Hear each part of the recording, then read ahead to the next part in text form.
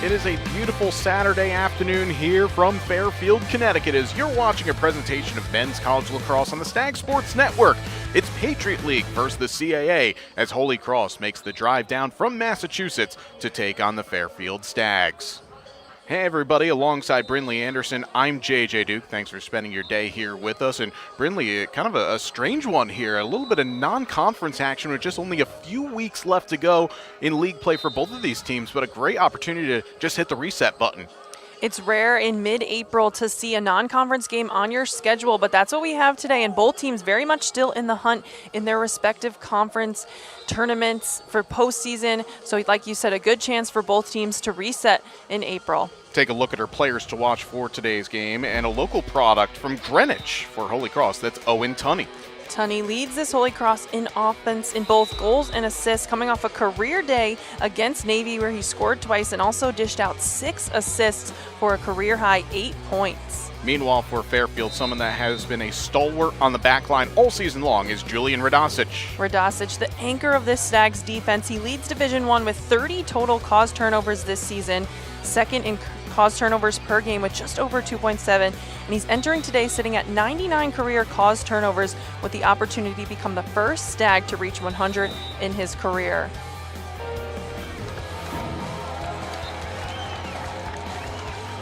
And it has been over a decade since the last time that these two programs have met up. You spoke about Radosic specifically. What a accolade that would be if you can get to 100 career caused turnovers. It's crazy to think that. Is there any more room in the Fairfield record books for his name to be written into? Well, probably the answer is no, because it's at the top of the charts in just about every defensive metric over his time here. And the crazy bit is he is still just a junior. These two teams opened up Rafferty Stadium back in the 2015 season, which was the only time that Holy Cross has beaten Fairfield in 9 meetings. But again, with the departure of the University of Delaware, that is why the CAA has basically opened up a non-conference game in the middle of league play to have a non-league game happen during the month of April. Take a look at our goalie matchup over the course of today's contest. As you see walking out onto the field now, J.R. Long, the senior from Carlisle, Pennsylvania. He's currently 4th in the Patriot League with 11.2 goals against, and he's coming off of a performance where got off to a very slow start. It was Navy last Saturday who really hit the accelerator early on, scoring the first 7, but then he settled in over the course of that game where he made 11 saves. Meanwhile, it's roles reversed for Landon Whitney for Fairfield, as Whitney basically saw everything that was thrown at him over the course of the first 20 minutes against Hofstra last Saturday. The Fairfield goalie ended up stopping 15 off 28. And he's hoping, though, for his team in front of him, the defense, Brinley, that's where the problems have lied over the course of the last few weeks in league action. Yeah, we mentioned Radosic, the anchor of that Stags defense, but everyone, all 6 players on that defense, going to have to commit to protecting Whitney, not allowing this Holy Cross offense early on to take a lot of shots. They're a high-powered offensive team, like to take a lot of shots. Yeah, as they enter today's action, averaging close to 38 per game. Fairfield against Hofstra last week allowed 52 shots, 30 of which coming in the first half. As we're underway, it's the Crusaders in their purple jerseys going from right to left on your picture. And Shane McDonald winning the faceoff, who's currently 13th in the country, facing off at nearly 60%. McDonald, a player in that Navy game, took 10 faceoffs, won all 10 faceoffs that he took. So he's coming into today's game on a bit of a hot streak.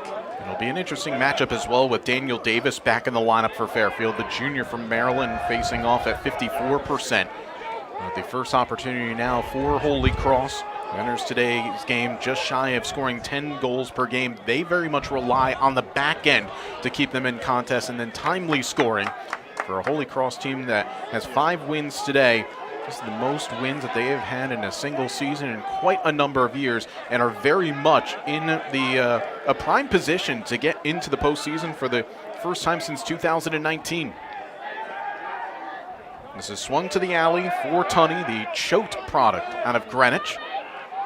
Great pass in the middle, and Holy Cross are in front. The goal goes to Andrew Alamanelli. We see early on that 1-2 punch from Alamanelli and Tunney.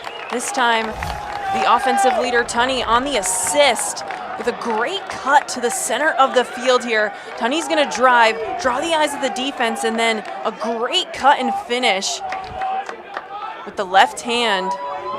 Alamanelli now 16 goals on the campaign. He's already got 6 more points than what he accrued last season in 15 appearances. The native of Garden City, New York, shooting at 31% entering today. There was just a cut to the middle that beat Andrew Caston to the spot.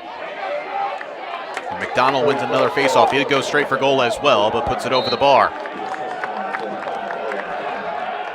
McDonald, in addition to going 50% against Navy with a tally, has gone as best as 17 of 27 against Sacred Heart. That was back on the 14th of February.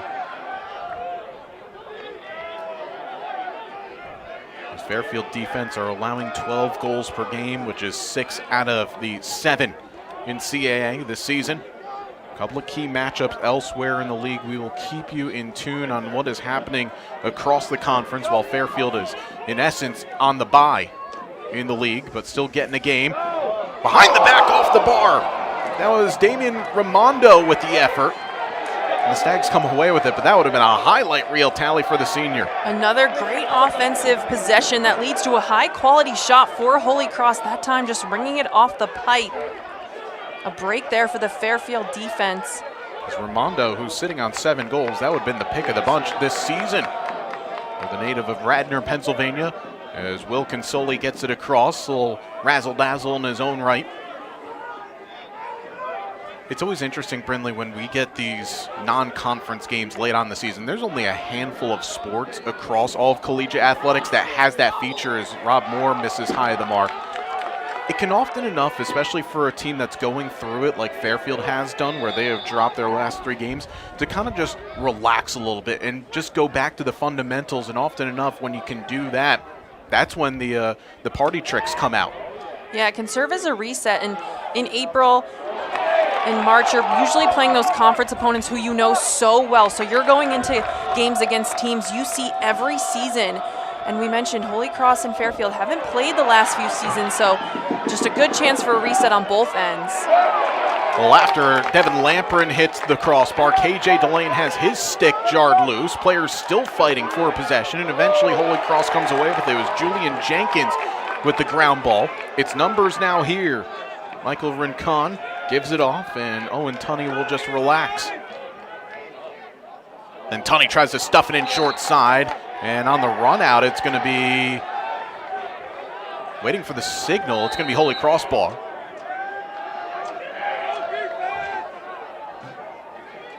You see early on that matchup is Owen Tunney closely guarded by Eli Adams, another great defender, and Radosic draws the matchup on Aiden Cassidy. Yeah, freshman from Maryland with 21 points already this season for the Chevy Chase Maryland native. Into the alley. That pass just a bit behind Cassidy. And be going back over to Fairfield. It's a good point that you brought up about the lack of familiarity. And for these two programs that do schedule pretty heavily in New England, it is a little bit of a surprise to not see these two programs play against each other. It's a fairly regular matchup in a number of other sports between Holy Cross and Fairfield. There's Justin Brown, he gets clipped, and it'll be possession staying with Fairfield. In fact, both of these schools' athletics calendars opened up against each other as women's soccer back all the way in August. But yeah, here we are, and despite the fact that these two teams are trying to figure out each other's styles on the field, we've already had a couple of posts that have been hit. As a reset of the shot clock, actually the shot clock did not start. Brings us to a slight pause for a moment. We've seen early on, just under 5 minutes gone, the high pace that both of these teams want to play, and we've seen some turnovers on both sides. Fairfield yet to get a really good look on Cage. And we're also going to see some new players out as well.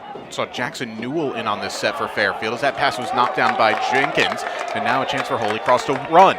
And it's a 5-on-5 if they hurry. But Matthew Plunkett will just slow things down. Already 3 turnovers from Fairfield in the first 4.5 minutes, but that's now 3 for Holy Cross. No, excuse me, there was a deflection on that. Although it did not look like, I think that was a shot from Owen Tunney. So any shot that goes out of bounds awarded to the team closest to when and where it goes across that end line. Liberal decision on a shot attempt there, to say the least. That's gobbling that one up is Landon Whitney, junior from Peachtree City, Georgia, entering today's action with a 44 save percentage, and Fairfield have numbers here. The poles linking up. Livingston, Austin McClintock now near alley to Lamprin, stopped by Long. Back-to-back save for these goalies. We always talk about that all-important first save, as each goalie now getting their save in back-to-back possessions. Going back to that last Holy Cross possession, that was a good save from Landon Whitney. He went across his body. He's a lefty, so when you're going against a lefty goalkeeper, got to change up where you're shooting. Different non-stick versus stick side. So a good save there from Whitney, but Long matches it. And very rarely do we see 2 poles linking up in the attack. A nice stop by Long to deny Lamprin, who's already had a couple of shot attempts. Great deflection by Nathan Livingston, blocking the shot from Ottamanelli. And that ball stayed on, Tunney fighting for it, and now will be Fairfield possession.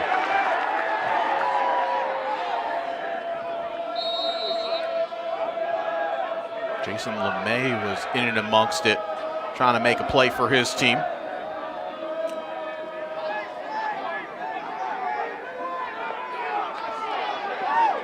And into a spot of trouble now is Carson Dial. That ball batted across half field, and Holy Cross will run. And more razzle-dazzle, but eventually Jake Doran comes away with it. It's a 3-on-2, but the no-look was knocked down, and there's number 100 for Julian Radosic, causing a turnover. He's going to push tempo.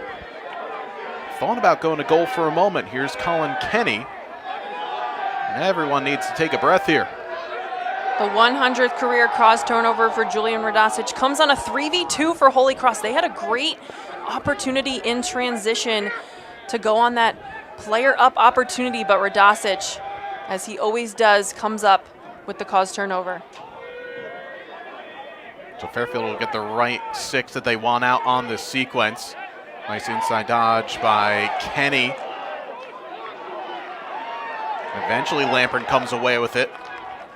Still plenty of time on the shot clock here for Fairfield, so they'll take the air out of the ball.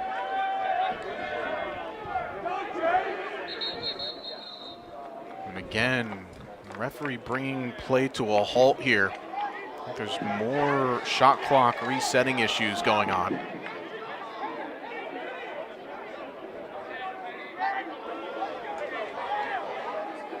JL Repper having a word with our referees. He's also trying to get an idea. Oh, they give a full reset of the shot clock there to 60.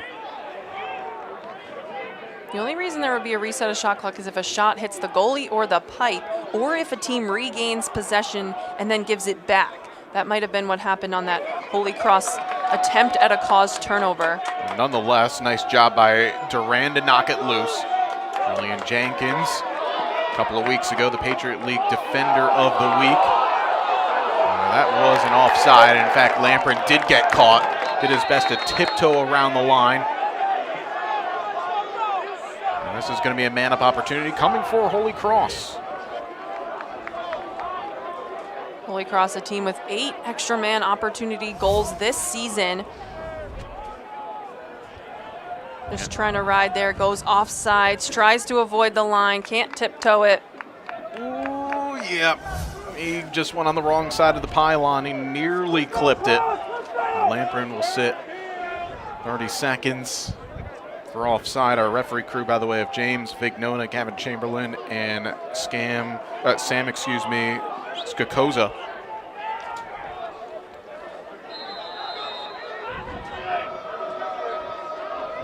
Man-down defense has been a problem for Fairfield this season at just 45%, but it has gotten better over the last couple of weeks.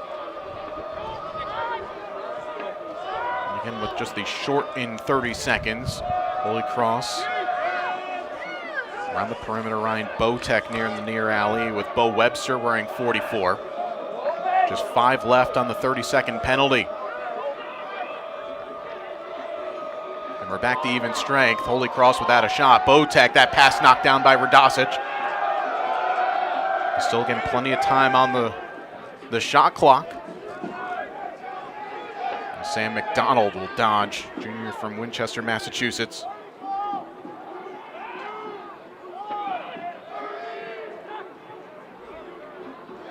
Good active stick by Andrew Caston to deflect that pass. Played about 9 minutes or so, Brindley, and I think Fairfield have deflected about 6 or 7 passes here.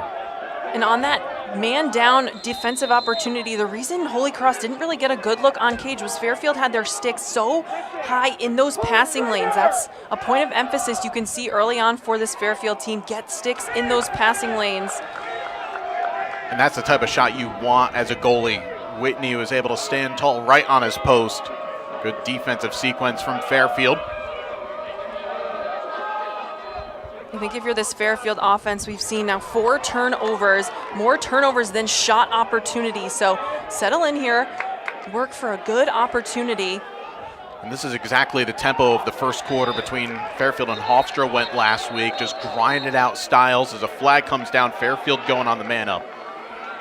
Justin Brown gave Fairfield the lead with just 2.5 minutes left to go in the first. Rob Moore doubled that lead just 2 minutes into the second quarter. As the Pride and the Stags basically played this style of lacrosse for about 17 minutes, and that's when then after Hofstra found their gear and got going. After after Holy Cross had a 30-second penalty go by the wayside with no action, Fairfield would get their first man up. Similar 30-second on Matthew Plunkett.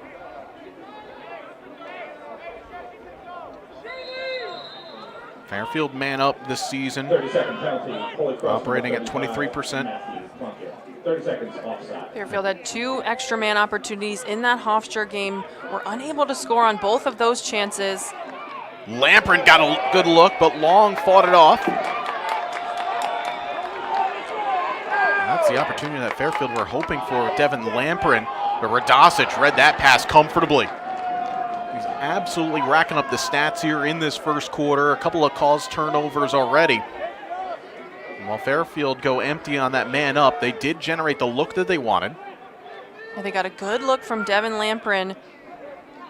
And another save by Long, denying Jake Gilbert.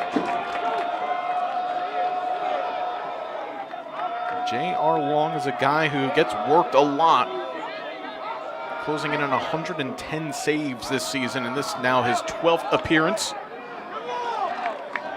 Averaging close to 10 per game on his own. He's gone as many this season as 20 in a game against Army.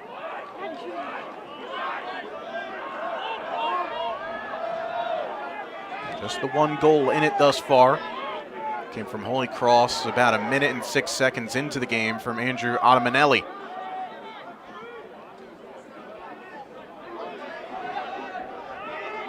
Tunney, really solid sophomore season that he has had this season. In addition to his 8-point game against Navy, at 5 against Loyola, 4 points twice, including against Sacred Heart. Really just taking that next step, and this program that are laden with underclassmen. The top 3 point getters are freshmen and sophomores. 5 of the 10 double-digit point getters are underclassmen. A lot to build on for the Crusaders, but a crease gets called. Possession back to Fairfield.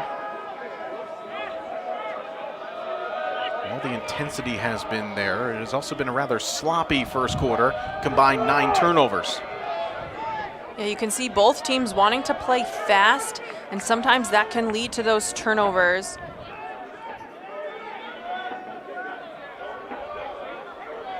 Fairfield again, 6 shot attempts, 4 on Cage. All have been stopped. Trying to break the seal against J.R. Long. Last season had a save percentage at 49%. Won as many as 22 in a game against Providence.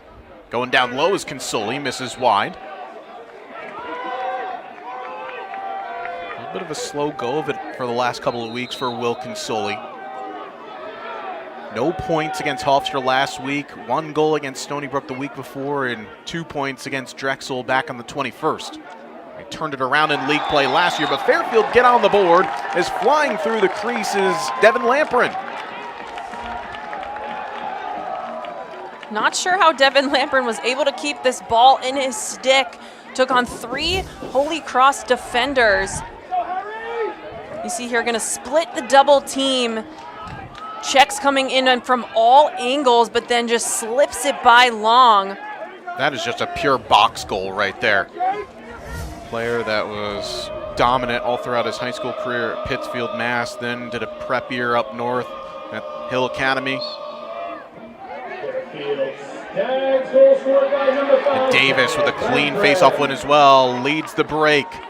Skip, Lamprin, but the pass was knocked down. Devin still has it and scores! Making something out of nothing right there as Devin Lamprin and Fairfield take the lead. Devin Lamprin, 2 goals in 12 seconds. I like this from Fairfield, going quick off the face-off win, something they haven't done a whole lot of this season. The pass gets knocked down, but Lamprin stays with it, stays with the ground ball, drops his stick low, puts it right under the shoulder of Long, and it's a 2-0, a Lamprin 0 run in the last 12 seconds for Fairfield. And the whole Fairfield bench going over to Daniel Davis to celebrate with him as Jonathan Lewis takes the face-off, but a violation on him. Davis's last game was against Drexel back on the 21st, where he won 13 of 24. And Lewis has done a very solid job in his absence, going 15 off 25 against Stony Brook. A little bit of a tougher day at the office last week against Hofstra, but he is, on the depth chart would be kind of that second rotational face-off man. So getting an opportunity for the number 1 spot, did what he needed to do. But certainly the offense looks a little different when Davis is in there. One of the top face-off men in the CAA at 4th, and then also second most ground balls per game at nearly 5.5. And Fairfield are just jumping passing routes. That is Caston, leads to a break here. It comes to Lamprin looking for 3, but the shot is blocked. And also not only the shot block, but Lamprin's stick split straight in half. He has to go off. Now Holy Cross back on the break here with 100 seconds left in the quarter. Might have been a heat check there from Devin Lamprin, who we mentioned, 2 goals in 12 seconds to give Fairfield the lead. He did have KJ Delane open in front of the cage. Fairfield was able to jump that pass, create a man-up opportunity in transition. And the way that Lamprin's been shooting the ball over the last 6 weeks, he was really struggling from the start. The volume was there, but the goal production not so much.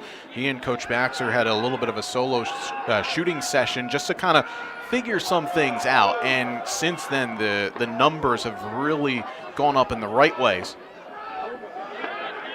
Don't mind him taking that look as Whitney got a piece of that one. Outside of that early goal from Adamanelli off the assist from Tunney, this Fairfield defense, as we mentioned, jumping those passing lanes, getting their sticks in those passing lane, creating havoc for the Holy Cross offense. Yeah, it's not a stat that is kept, but I'd have to figure Fairfield have gotten their sticks to 7 passes. And I'm not talking the ones that are taken away, just the deflected efforts. And outside of that first shot opportunity, they have gotten shots, just not been those grade A opportunities, which is a direct result of the Fairfield defense, not allowing them to get in the center of that cage area where you want to take majority of your shots. As Holy Cross are holding what it seemed for the last, but that one goes off the side of the cage from Adamanelli, but it's given away to Botek. Still 8 seconds left. Nice dodge, shot, just goes wide from Cassidy. Fairfield sloppy with the ball in their own end. Still enough time with 5 seconds for the Crusaders to do something with it. Tunney to GLE, and that will do it. The Fairfield defense locked in after conceding that first goal to Adamanelli. Devin Lamprin with a pair. The Stags causing 4 turnovers, and they'll take a lead into the second quarter. Stay with us, much more to come here as you're watching a presentation of men's college lacrosse on the Stags Sports Network.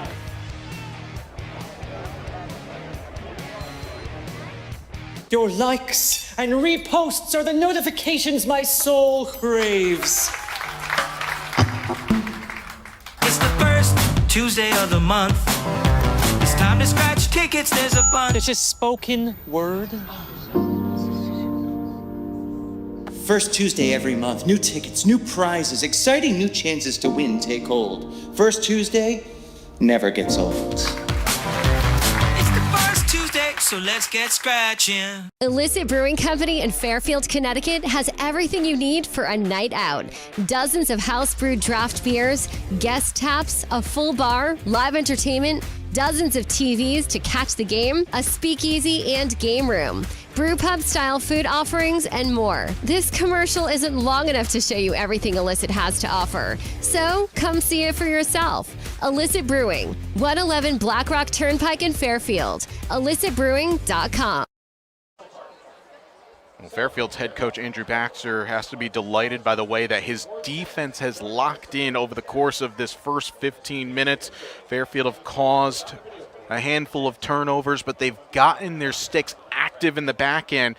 Holy Cross had 7 shots in the first 5 minutes of the game, but 4 over the last 10. Meanwhile, for Holy Cross and head coach J.L. Repper, who's now in year number 6 with this program, who has seen this team win their most amount of games in a season in his tenure in 1 year, and still with a couple of games to go, hoping that what was going in the first 4 or 5 minutes, that flow, the creativity in their offense, can be refound here in quarter number 2. As we mentioned, this Fairfield defense getting their sticks in those passing lanes. 4 caused turnovers in that first quarter, but a lot of opportunities where they just didn't allow Holy Cross to get into the motion of their offense, which we see early on from that Tunney assisted goal to Adamanelli. They like those assisted goals, those cuts into the center of the box. And again, when we speak about Holy Cross, the exciting prospect for this team is the amount of players that play a lot of minutes are going to be coming back next year.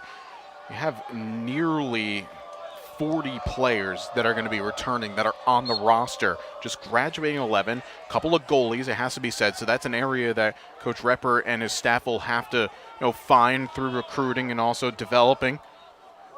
But a lot of the offense on the field right now, a lot of the defense also on the field right now. And for a program that over the last 5 years, Brindley, have almost been kind of rooted right to the bottom of what is a very talented Patriot League, they're starting to show some signs, very similar to Fairfield from, say, 3 years ago, that they can not only just participate and compete, but they're a team that might be taking a postseason spot from somebody else. He wins the season to Colgate and Lafayette in back-to-back, a narrow 2-goal loss at home to Loyola, which probably 4 years ago you'd never say that, but it just shows how far this Holy Cross team has come. And they still have games against Bucknell and Boston University that they feel like they have a chance at winning. Bucknell, who plays BU today, that could be something that will determine what the outlook of the standings will be in the Patriot League for the final 2 weeks of the season. As Bucknell entering today at 3-3, BU at 3-2, Holy Cross at 2-4, but they're right there or thereabouts. Yeah, 2 very winnable games for this Holy Cross team, and we continue to talk about how this non-conference game can almost act as a reset before you head into those important non-conference games late in April. And same thing for Fairfield. Got 2 CAA games left on the schedule against Towson and Monmouth, 2 very important games.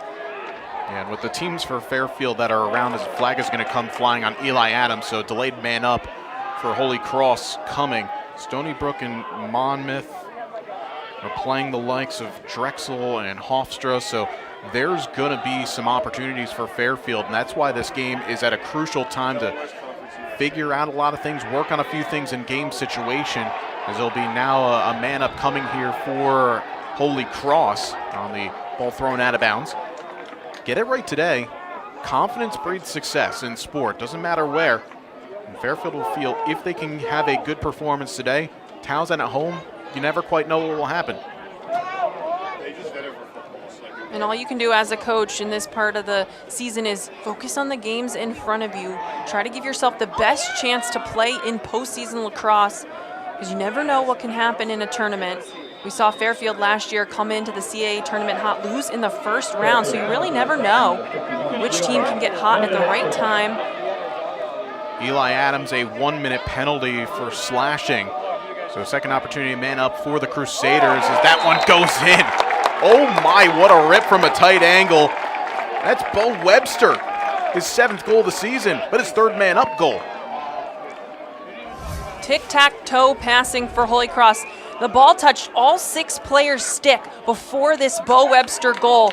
This is just great ball movement, finding the open guy, and they catch Fairfield on a late rotation in that man-down defense, and it's Bo Webster just drops his stick low and finishes high. Well, that was from a really tight angle. Landon Whitney going low, thinking it would stay low. We'll tee it high, let it fly, and we're back tied up at 2. And once again, Shane McDonald winning yet another faceoff. He has gotten off to a great start in this game, going 3 of 5 to begin. And what was so great about that last Holy Cross possession is, as I said, it hit all 6 players' stick before the goal. That's tricky for a goalie in Landon Whitney, who's trying to follow the ball around the perimeter, and he's almost catching that late rotation to the opposite post as Fairfield gets another knockdown pass, something in that first quarter they did very well, as it's Julian Radosic with another caused turnover. 3 caused turnovers, 3 ground balls, and we have played 18 minutes in this game. That's a great couple of weeks for most defenders. That is just a standard half for Julian Radosic.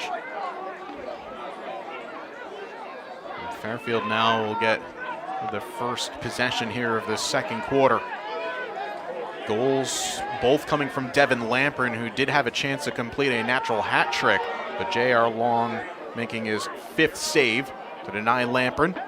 Nice move by Lamprin, make it 6 now for Long. Well, there's great patience there by Lamprin. Could have taken the initial shot off the catch, elected to use that toe drag dodge to get a better angle, but J.R. Long up to the task. Rob Moore, quarterback in the offense from the Apex. Really good game for him last week with a couple of goals and showed some good leadership at the right times, especially early on when Fairfield are trying to grind out possessions. Someone who's happily able just to do all the little things and do them all right. As Jackson Newell will reset the offense, just his 5th game of the season. Former All-State honorable mention honoree out of Archbishop Spalding High School down in Maryland. Now 20 on the clock. Moore, beautiful no look to Gilbert. Has space and puts it away, top corner. Jake Gilbert, the beneficiary of great ball movement from this Fairfield offense.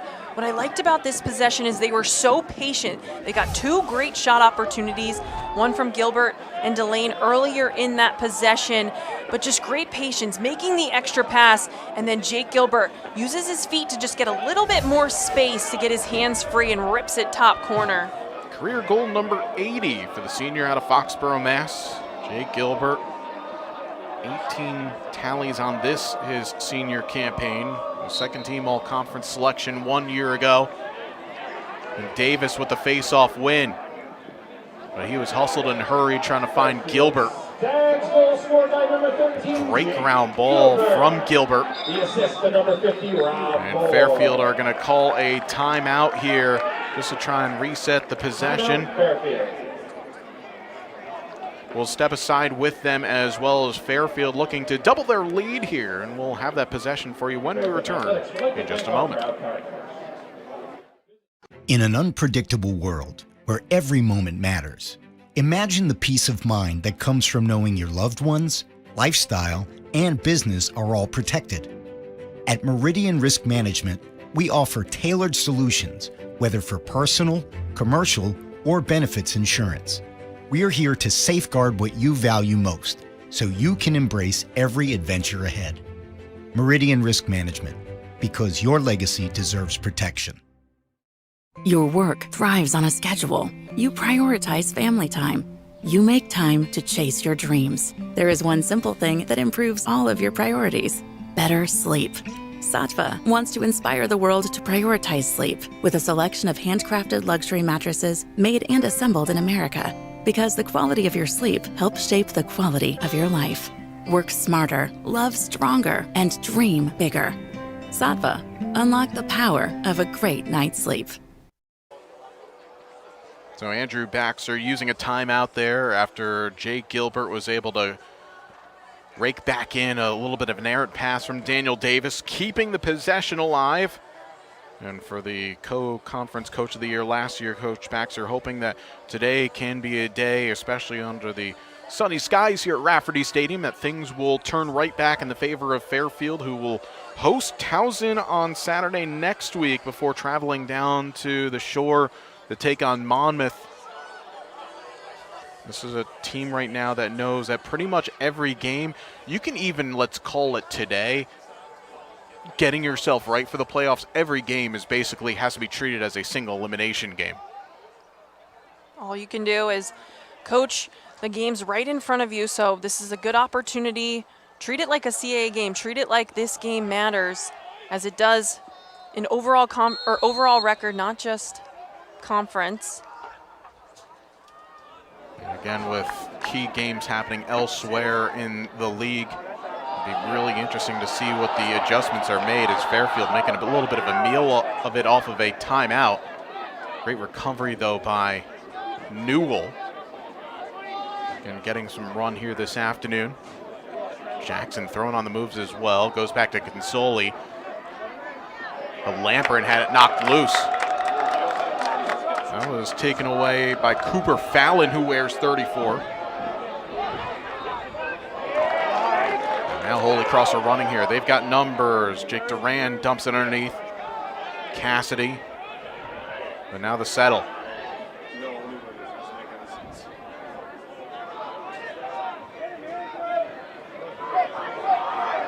Oh, it's unsettled here, but a better recovery from Livingston. It looked like Caleb DeRocha was off to the races.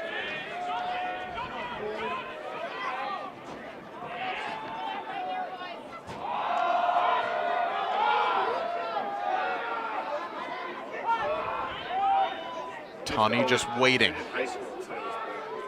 Still plenty of time left on the shot clock for him. That was a wicked attempt of a stick check right there by Shane Elliott, trying to jump over and knock it down. Now we're under 20 on the clock. Oh, good trail check. Ooh, they're going to call it. Okay, it'll be Fairfield possession. I was about to say, it looked like Elliott got that one cleanly. Continuing this Fairfield defense, getting in their passing lanes, knocking down passes, creating a real challenge for Holy Cross to really get anything going offensively. And on the flip side, this Fairfield offense already so much better in this second quarter in terms of ball movement, getting a lot of players involved. In that first quarter, they seemed a little bit rushed, didn't really get much offensive flow outside of those two Devin Lampern goals that came in the matter of 12 seconds. Kenny reversing, KJ Delane to find Justin Brown. Did a great job bringing in that pass, but then ran into a wall that is Cooper Fallon. That's back-to-back caused turnovers for him. Michael Rincon will bring it across.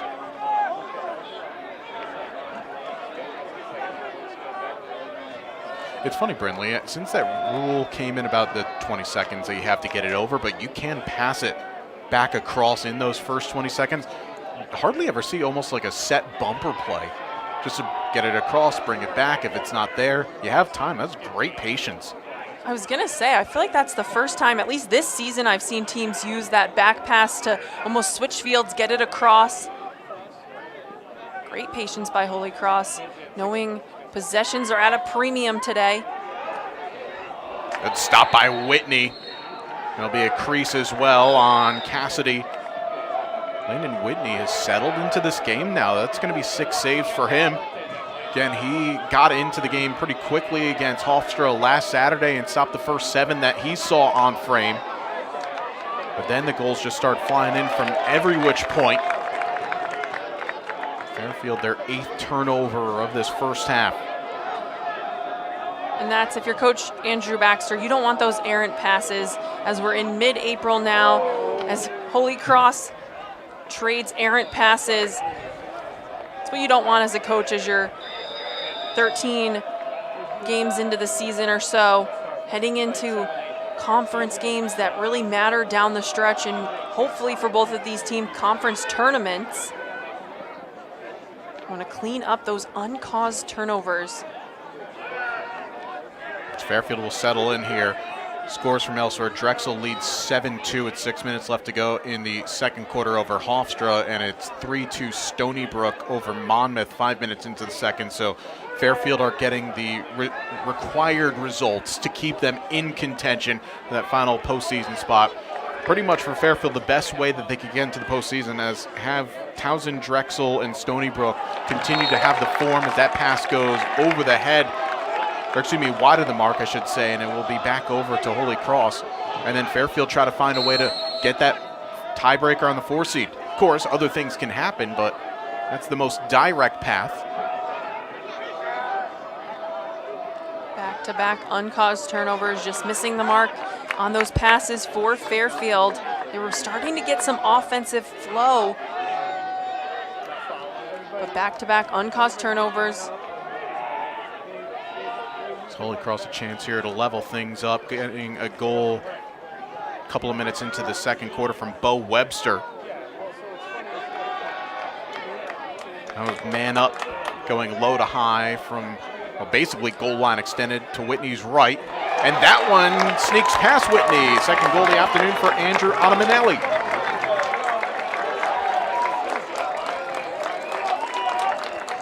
Great dodge here from Ottamanelli. Takes it all the way from the top of the field here. He's almost at midfield. The defender for Fairfield, the short stick defender, never really makes contact and then eventually is trailing. So Ottamanelli has his hands free the entire time. And that's almost a layup if you're speaking on a left-handed player down that strong alley for his second goal of the day. This is a guy who's coming off of a 4-point performance against Navy last week, so confidence definitely brewing for the sophomore. A handful of other multi-goal games this season, 2 against Lemoyne, a pair against Merrimack. As Davis had it, but then the pass was batted down by Harry Attell. Nixon's got to be careful there, nearly hooked it around Webster. Now Holy Cross setting back up into their offense. Under 5 minutes left to play here in this second quarter. After the teams combined for 21 shot attempts in the first quarter, just 7 of which here in the second. Yeah, the pace has definitely slowed down in this second quarter. Both teams taking longer in each possession, winding the shot clock down. It's a beautiful pass, but a better save. Oh, brilliant stop by Whitney. And now Fairfield trying to push the tempo. They can do so. Recovering was Alex Meyer on that pass. Caston has a trailer. A save by Long.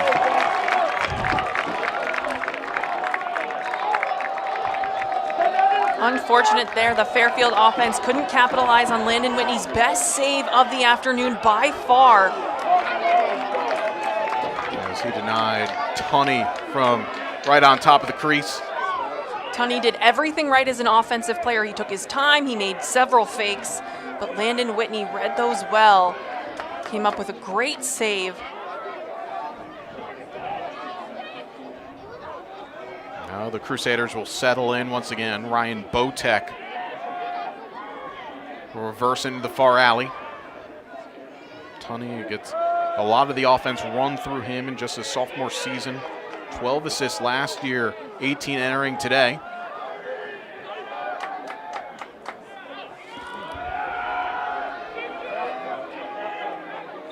Sam McDonald, but before the shot, there was a crease, and we'll go back the other way. That's the third or fourth crease violation we've seen from Holy Cross on their offensive side of the ball. Just trying to make the cuts a little bit sharp. Fairfield will happily take the turnovers. The teams have now combined for 21 in this first half.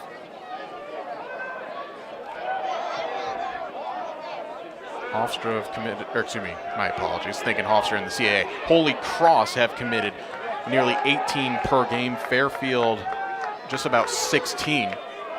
Part of it was due to the frenetic back and forth tempo in the first quarter, but here in the second, it's more just the simple passing and simple cutting.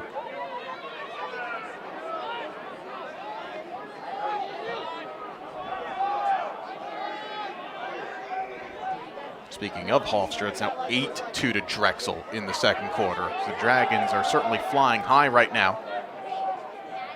Lamperin dodging. Shot was blocked before it got home. William Russler, one of a handful of former High Point players on this roster, stepping into it. That was a handcuffing pass. Fairfield will come back away with it from Luke Patchen, and now he can push tempo. Lamperin put it on the moves, but it goes wide. That rung off the pipe as well. And it's going to be a timeout taken by Holy Cross here. Let's take a look at this last effort.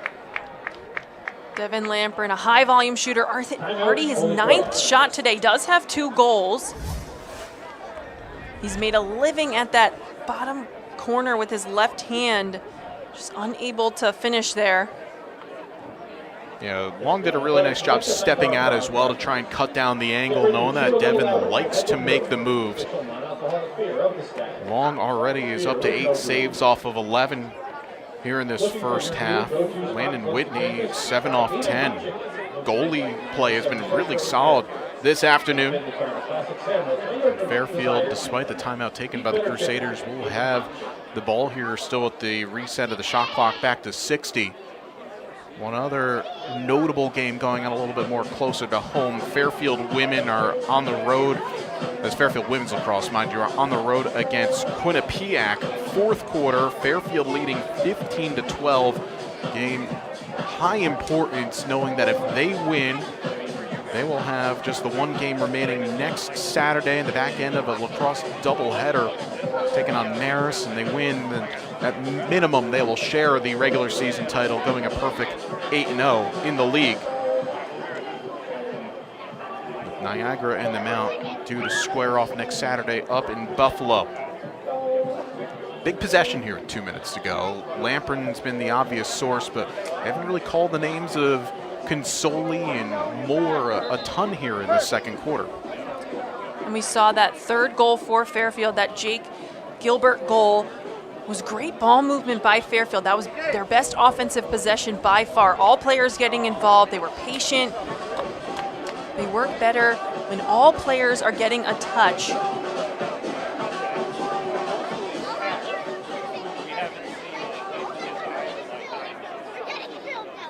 And a bit more of a defensive clinic that we were expecting here on the Saturday afternoon. So this is a type of a scoreline that Holy Cross would like to live in for a team that doesn't score more than 10 goals on average per game.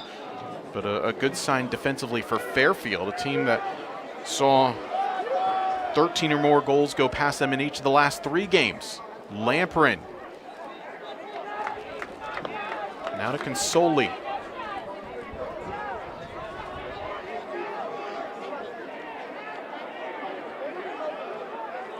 Good ball movement, but the shot goes wide. It was a really good look.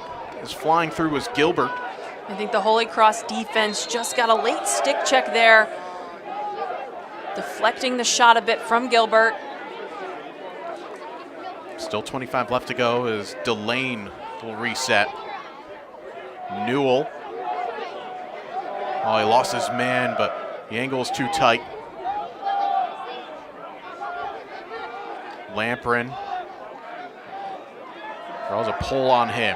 The Lamperin still goes on. GLE, reverse into the middle. Shot gobbled up by Long.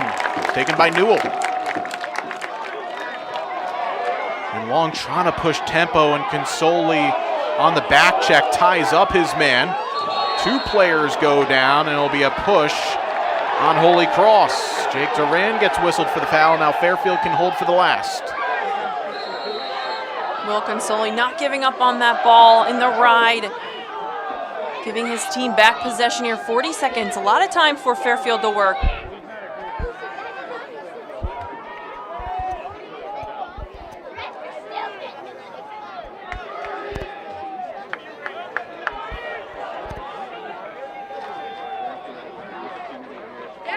get something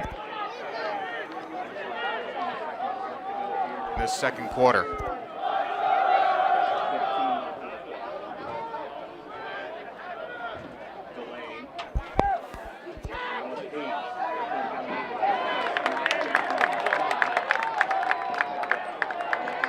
Seconds too, in fact.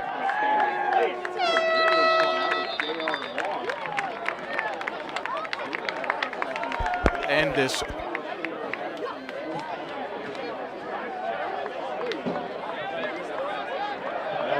couple of minutes here. Fairfield 3, Lacrosse.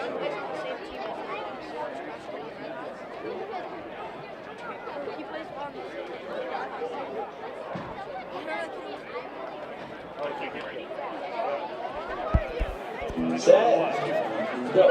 Ooh, we went early. Hockey's gotta get these things. Don't have to worry about getting injured. Fast-paced, fun. Never played lacrosse before. Super fun. Really easy. Fairfield University's Egan School of Nursing and Health Studies is ranked among the top nursing schools in the nation, blending the depth of a Jesuit education with cutting-edge simulation technology. Challenging coursework, combined with clinical experience, offers students the benefit of practical application in real-world healthcare settings. Fairfield Egan prepares nurses and healthcare workers as highly skilled, compassionate, and ethical leaders, well-equipped to make a positive difference in their patients' lives. Lead with purpose at Fairfield Egan.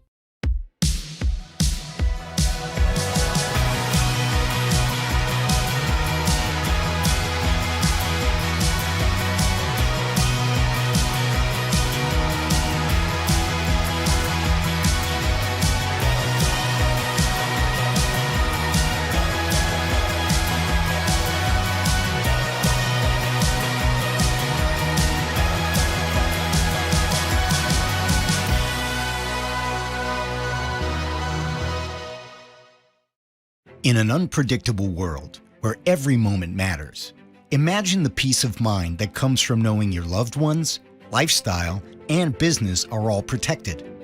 At Meridian Risk Management, we offer tailored solutions, whether for personal, commercial, or benefits insurance.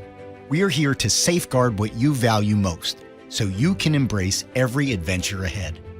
Meridian Risk Management, because your legacy deserves protection. Illicit Brewing Company in Fairfield, Connecticut has everything you need for a night out.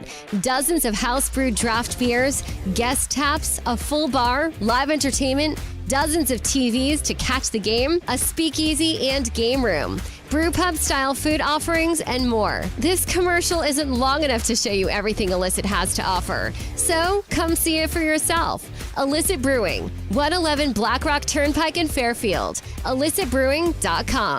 Move your right foot. There you go. This young girl's breakthrough, just being a kid, was made possible by another breakthrough. The discovery of a game-changing drug that's delaying the onset of type 1 diabetes for years to come. That's the pioneering research of Yale School of Medicine delivered through Yale New Haven Health. Together, we're powering breakthroughs with the greatest of care. AI is everywhere. Organizations use it to make smarter, data-driven decisions. At Fairfield University's Dolan School of Business, AI is woven into every part of the curriculum, guided by expert faculty, hands-on learning, and a focus on ethical impact. Dolan students see AI not as something to fear, but as a tool to unlock human potential. Bridge technical knowledge with business insight to thrive in an AI-driven world, today and for the greater good of tomorrow. Unlock your potential with Dolan AI. Your work thrives on a schedule. You prioritize family time. You make time to chase your dreams. There is one simple thing that improves all of your priorities: better sleep. Sattva wants to inspire the world to prioritize sleep with a selection of handcrafted luxury mattresses made and assembled in America. Because the quality of your sleep helps shape the quality of your life. Work smarter, love stronger, and dream bigger. Sattva, unlock the power of a great night's sleep. Your likes and reposts are the notifications my soul craves. It's the first Tuesday of the month. It's time to scratch tickets, there's a bunch. It's just spoken word. First Tuesday every month, new tickets, new prizes, exciting new chances to win take hold. First Tuesday never gets old. It's the first Tuesday, so let's get scratching.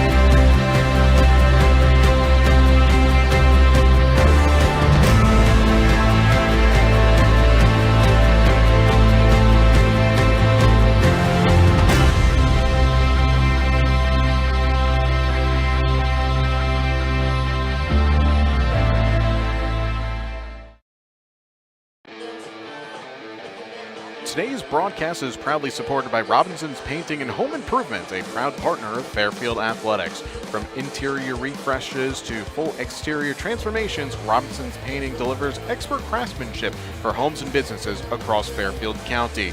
To learn more or request a quote, call 203-372-1123 or visit robinsonspaintingco.com. Halftime here at Rafferty Stadium on this Saturday afternoon. It's 3-3 in this non-conference matchup between Holy Cross and Fairfield. When we come back, we'll have the highlights from the first half. Get you ready for the second here on the Stag Sports Network.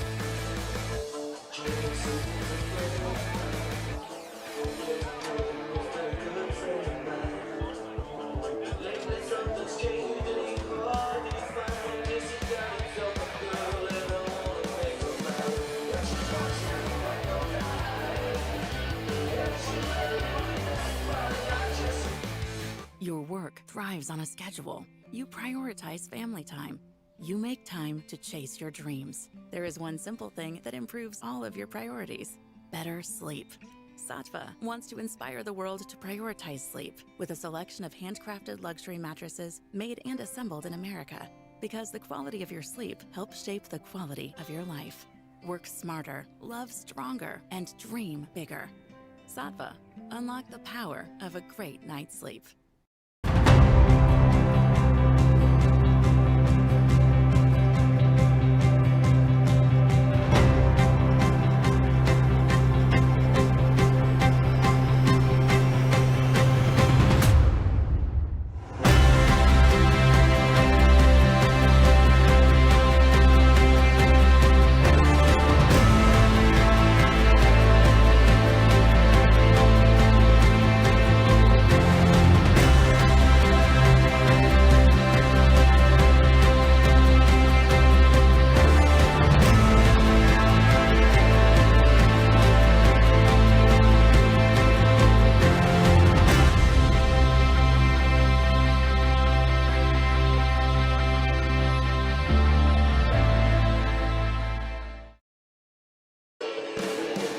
Just a few moments away from the start of the third quarter here from Rafferty Stadium on the campus of Fairfield University. It's Holy Cross 3, Fairfield 3 in this a non-conference matchup and the first matchup between the Crusaders and the Stags since 2015.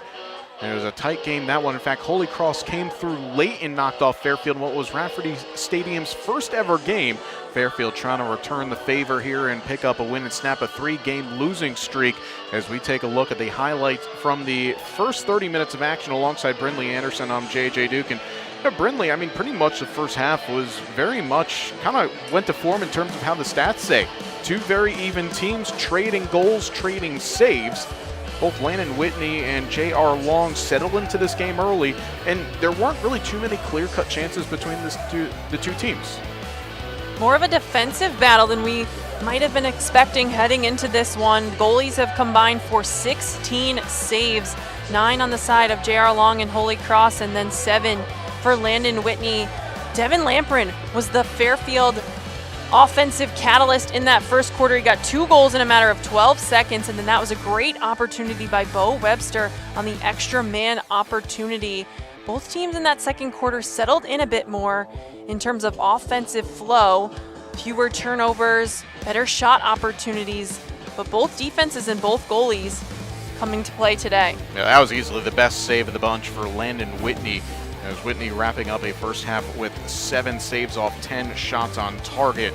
Meanwhile, his counterpart, J.R. Long, as Brindley said, going 9 off 12. As you see the stats from the first 30 minutes. Turnovers, yeah, that's probably a little bit the number that's more suspect and a bit higher than what we usually see from these two teams. As Fairfield, over the course of a game-on-game average, they only commit about 15 turnovers a game. Holy Cross, they commit about 18 as well. So once play, after what was a very frenetic first 10 minutes or so, started to settle in, that's where the turnovers cleaned up. And for both of these teams that have important games on the horizon to finish out the season in the next 2 weekends, momentum is at a premium right now, and you feel like the team that comes out of the locker room the quickest is going to be the team that'll probably get through the finish line. Absolutely. The team, I think, that takes care of the ball to start this third quarter, the first 5 minutes of this quarter coming out of the locker room, as you mentioned, going to be super important for both teams. Which team can hold on to possession, limit those uncaused turnovers we saw in that second quarter, and which team can unlock one another's defense or goalie first. Yeah, it's not often that we've called Fairfield games this season and had less than double-digit goals combined in the first half. This game is very much reminiscent of what Fairfield did against Providence at the end of February, going right down to the wire, and Fairfield knocking off the Friars 8-7. But this is, again, very much those type of games where if you can find a way to generate a result, it can do a lot more positive than negative. As these two teams making their way back out in the field. Also, apologies, by the way, for some technical difficulties that we were having over the back end of the second quarter, but seems like we have gotten those rectified. Appreciation to our Stag Sports Network crew who are putting in an absolute shift over this weekend and really the next few weekends to come. It's a better part of 20 broadcasts that we'll have on all platforms across Fairfield University between now and the end of the athletic season. And you know, next week, by the way, home men's and women's lacrosse, home baseball and home softball. Do you even have time to breathe? We will soon find out, but that is what we get at this time of the year, and it's a beautiful day for it. It's the Crusaders in their purple jerseys going from right to left on your screen. Fairfield in the home whites alongside Brindley Anderson. I'm JJ Duke, and it will be Fairfield that get the first possession here of this third quarter as Austin McClintock goes towards goal. Now Devin Lampern, who had a moment to try and go 3 for 3, a natural hat trick, but he will slow it down. Fairfield will settle into their offense. Will Consoli, haven't really talked about him a lot today. He's only had 1 shot attempt and no offensive points. Love to see him try to demand the ball a little bit more here. And let the offense flow through him. He takes the shot, but Long fights it off. JR now in double figures for the 6th time this season. His 10th save. I think that's about his 7th save on those low shots. So if you're Fairfield, change up your shooting angle.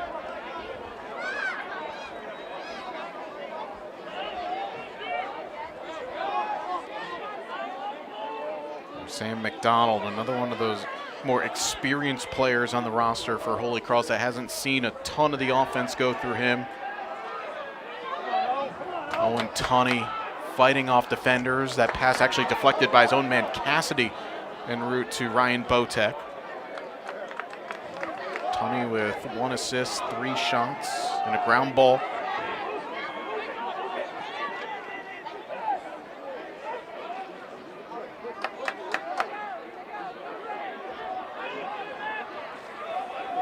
Down to 18 on the shot clock. This is a lot what we saw from Fairfield, just taking away both the passing and shooting lanes in that first half.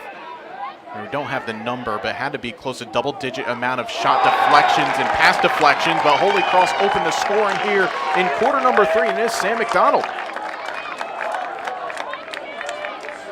There wasn't much room to breathe at all for Holy Cross on this offensive possession. Fairfield, as you mentioned, cutting down those passing and shooting lanes. They were actually denying the ball to Owen Tunney. You can see Eli Adams there far out, but Holy Cross just making something happen at the end of a shot clock.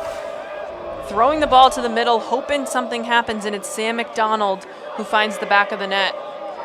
So McDonald now 10 points on the season, the exact number that the junior had 1 year ago.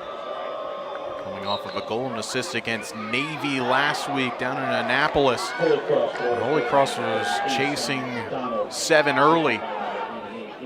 Fairfield tried to fire it in quick towards Delane. That was deflected, so we'll stay with the Stags.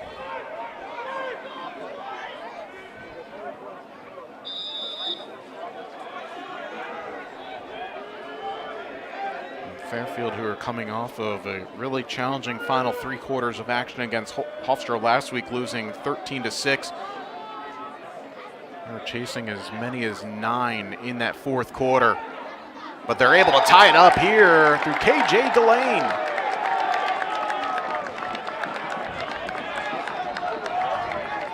KJ Delane ties this up at 4. Another good offensive possession starts with good ball movement from Fairfield. See here, it's Rob Moore dodging down to find KJ Delane. He could have taken the shot right when he catches it. Elects to hang on to it for 1 more second, throw an extra fake. That is exactly what this Fairfield offense needed. Go hit the back of the cage early. Daniel Davis. Oh, he had it. He just overran it.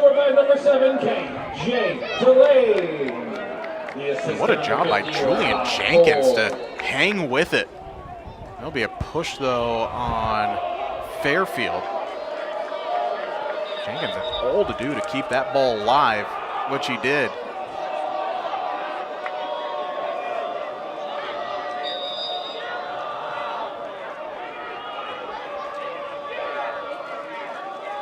Now Fairfield going to work on the 10-man here. Both teams really solid in the clear game in the first half. Holy Cross have to get it across with 3. That one checked away. Now Fairfield can push. It's unbalanced. Eli Adams, not a man we see get forward all that often. Finds the right look. Gilbert thinking, shooting, scoring. It was slow developing, but Jake Gilbert was able to find the seam, and he puts it away. Fairfield are back in front. Fairfield took advantage of the dead ball turnover and elected to use their 10-man ride, causing the turnover, and then it's Jake Gilbert. Patience on the approach, gets the best angle possible for his 2nd goal of the day.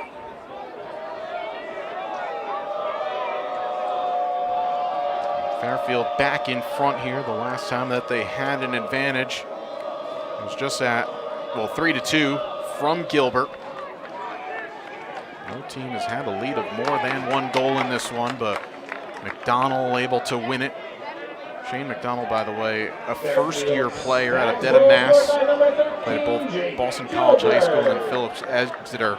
Over 1,000 career face-off wins in his prep days, and another one of these talented youngsters that Coach Reppert has at his disposal. That's why this Holy Cross team is one to watch for not only this season but for years to come, because there's a core there to build around. One of those players, Owen Tunney.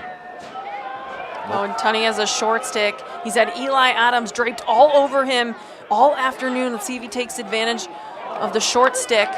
But a misfire on the shot attempt that came from Will Dio. Oh no, there was a touch in there. It looked like that went right off the defender's helmet, but that's a brilliant save by Whitney, so I guess it doesn't really matter. Landon Whitney goes low to meet the shot. Gets the tip of his stick to deflect that one. That was an extremely awkward bounce. It skipped up just inside the crease. Now Bryce Rubiak on the Tunney assignment. Shot goes wide of the mark. This will be Fairfield's ball on the run out. That's a really good defensive possession for Fairfield. You can see Holy Cross As we talked about at the open of the show, they like to go through Tunney on that offense. Leads this Crusaders team in both goals and assists. He is at the top of this Fairfield defense scouting report. They are not letting anything get to him, and they cash in on the other end. Nothing getting to Jake Gilbert. That's back-to-back goals for him. Almost nonchalantly throwing it towards Cage and still beating long nonetheless. Fairfield offense starting to gain momentum off their great defensive play we've seen all afternoon long. Going to switch fields here on a great skip pass that finds Gilbert, and he just drops his stick low. Back-to-back goals for Gilbert, 3 on the day. He basically just flung that one towards Cage, but hey, as long as it goes in, you're going to take it. And we saw that in the first half. Fairfield defense able to cause some turnovers, create chaos, but the offense wasn't able to capitalize on the other end. That time, a great defensive turnover leads right to an offensive opportunity. And a nice stop that time by Long. Pass, though, out of the back, knocked down by Gilbert. And Gilbert, look at him ride. But he's going to get called for a foul, and Gilbert certainly fired up about his efforts. Oh, they're going to give the ball to Fairfield. That is all Jake Gilbert right there. First knocking down the pass out from the goalie, then making a play. All-out effort from Jake Gilbert, the senior attacker, has 3 goals, but they're creating a caused turnover that gets his offense back the ball. There's a flag flying out as well, so delayed man up coming to Fairfield.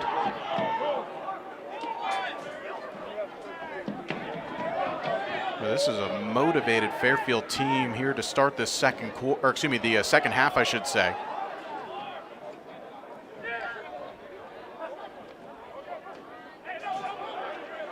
Jason LeMay. Into the alley, and that one is put away. Will Consoli with the goal.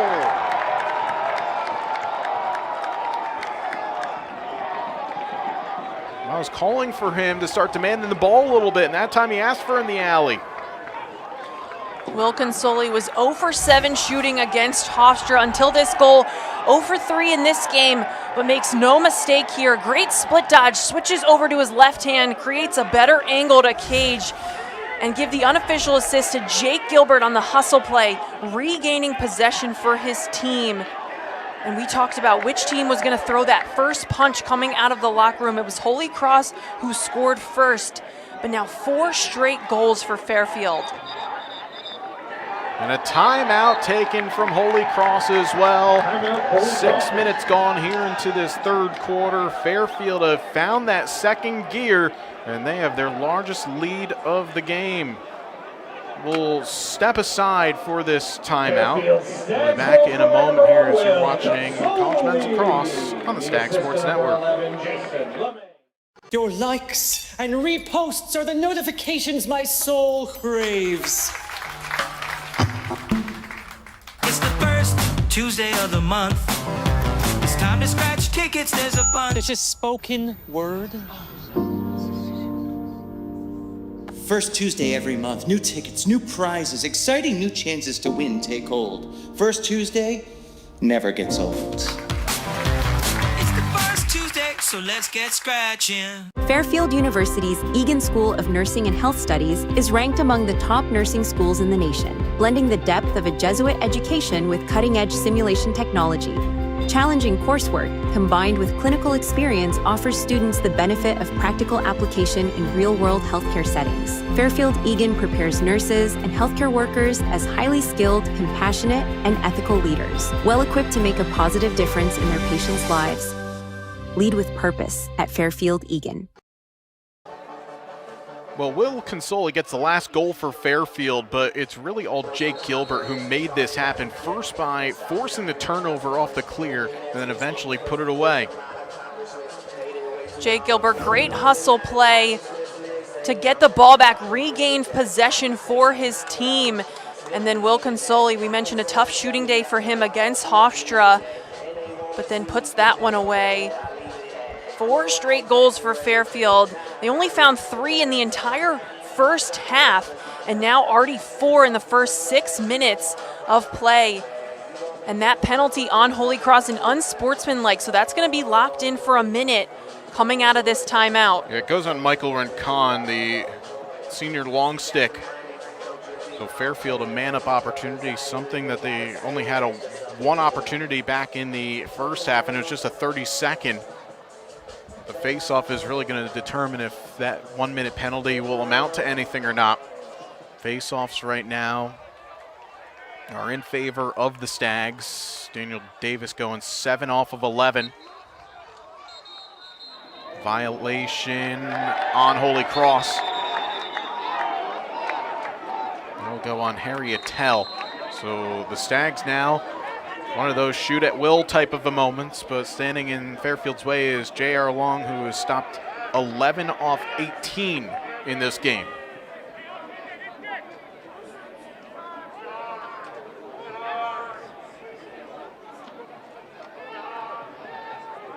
Nice skip past to Lamprin. A better active stick by Jenkins. Julian Jenkins coming away with the needed stop. Holy Cross able to clear it across. They have to see out another 20 seconds or so of the unsportsmanlike. That is not what you want coming off of a timeout. Learned that you had a locked-in penalty. We've seen a few times where this Fairfield offense has had momentum but then stalled by an uncaused turnover. Now we are back to even strength, still with 8 minutes left to go in this third quarter. Fairfield outscoring Holy Cross 4-1 in this third.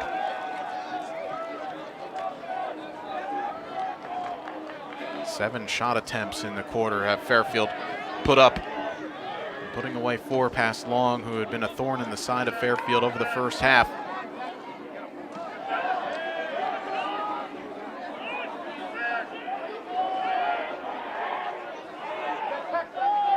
Holy Cross had to wait to get their full complement of attacking players on after the penalty, so down to 10 seconds left on the shot clock. Offense has got to come now from Aiden Cassidy. That's wide of the mark. Run out, back up to Holy Cross, 3 seconds left, and they are retreating, so it looks like this will just be played into a corner. That's another great possession defensively for Fairfield. Absolutely, this Fairfield defense just making life difficult for Holy Cross on the offensive end. Nothing easy for the Crusaders. Getting in passing lanes, hard 1v1 defense. And Fairfield are running here, and that one just over the bar. Back up to Fairfield. It was Gilbert who let fly, who certainly found it here in this one. Gilbert a hat trick off 6 shot attempts.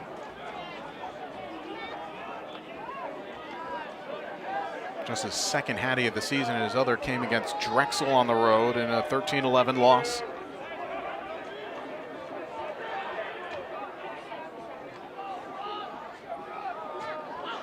And Rob Moore just saw everyone step off of him, and he put it away. Talked about Moore last week, showing great heart and fortitude, even when the going got tough, but now he gets his.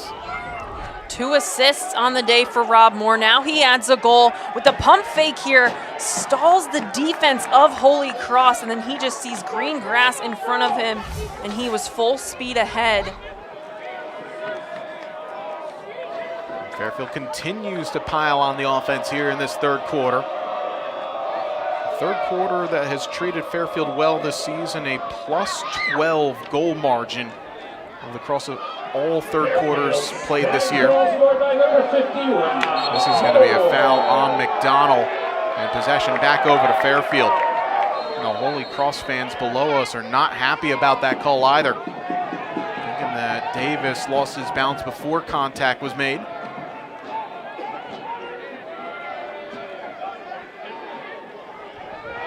I like this decision by Consoli, knowing that the momentum is with Fairfield, no reason to shorten possessions, value the ball. They want to see out either of their 2 CAA games next week. They're going to have to value every possession, but KJ Delane, it was a bit of a low-angle chance. He still put it away nonetheless. Fairfield electing to settle down the pace of play. They almost lulled the Holy Cross defense to sleep here. It's KJ Delano, 2-man behind the goal. Not a great angle, but the left-handed shooter puts it between the legs of J.R. Long. Seems like a different Fairfield team offensively from the first half, where we saw them put only 3 goals on cage, or on the scoreboard rather, and 2 of them came in a matter of 12 seconds from Devin Lamprin. They have a different energy about them, a different swagger coming out of the locker room. It's been unique for Fairfield this season because they have been a team in the odd quarters. So coming into it, you get your final instructions before the game starts and then halftime. They're a team that heeds instructions really well. It's more that consistency. Can they find it over the 2 30-minute halves? Obviously, it's 4 15-minute quarters, but you get the point. Can you see out the entirety of it? It has been the mantra for Coach Baxter all season long, still finding that complete 60-minute game.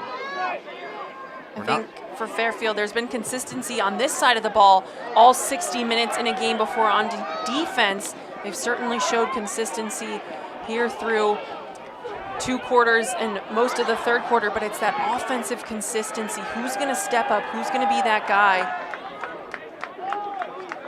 It's not quite the 60 minutes thus far. We're about 40 minutes of the way through, but for Fairfield, you can put it and say this is the best starting 40 minutes that they've put together in all phases all year. Tunney trying to get separation, but a nice job by Nate Livingston to keep him quiet. However, this is going to be a flag on Caston. 6 on the shot clock. Pass goes through, and it's put away by Aiden Cassidy.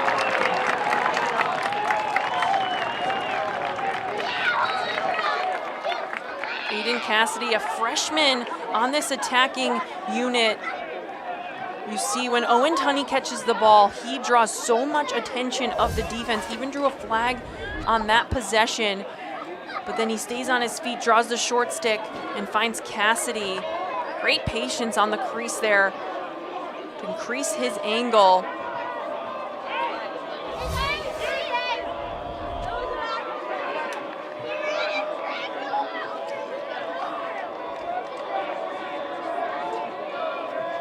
Davis back in there for Fairfield after Jonathan Lewis took the last face-off for the Stags. There was going to be a push on Fairfield, but Holy Cross will take possession of it. Now, that's a dangerous back pass, however. Holy Cross are going to get a flag coming here, as Rincon got dumped down to the turf. Now a second consecutive possession here for the Crusaders, where they can use a bit of clock. They had the delayed penalty coming to them. Now the whistle comes. And Holy Cross are asking for a trip as well. I'm going to be curious to see if they're going to get this. There was no flag. Coming in from the scoreboard side of the stadium.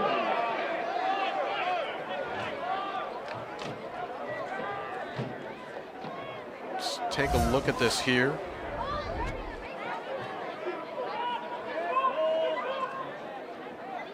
It's going to be on Devin Lamprin. Question of is it the 30 or the 1 minute variety?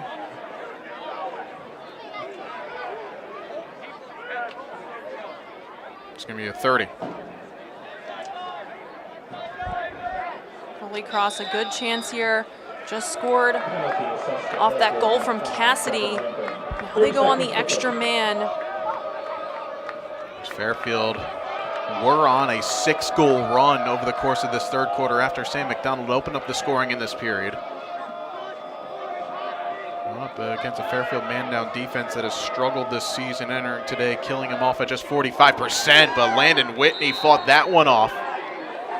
Kind of like in ice hockey, when you're killing off of a penalty, your best penalty killer is your goalie. Whitney making a stop. We're back at even strength.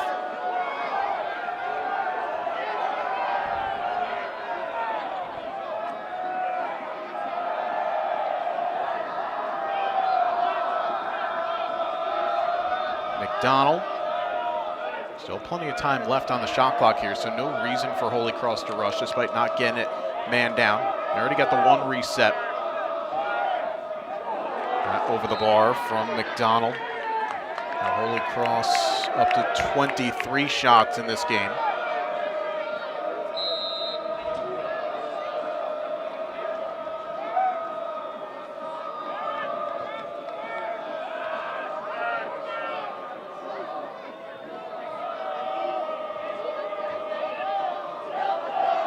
Patience right now from the Crusaders, looking for any sort of a passing lane.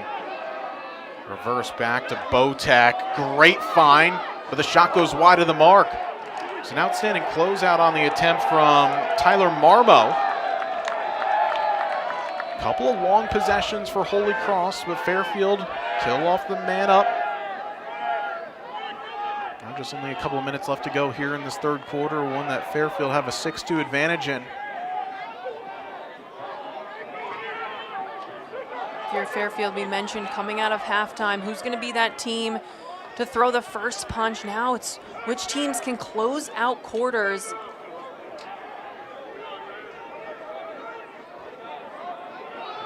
It's a situation that Fairfield have not had too many opportunities in since early March. Lamprin reverses Fields. Consoli, that's actually a really good job there as Lamprin gave him a lot to do. Passes off balance.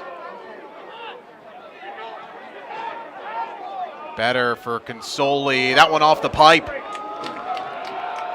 Talk about unlucky, by the way, for Consoli.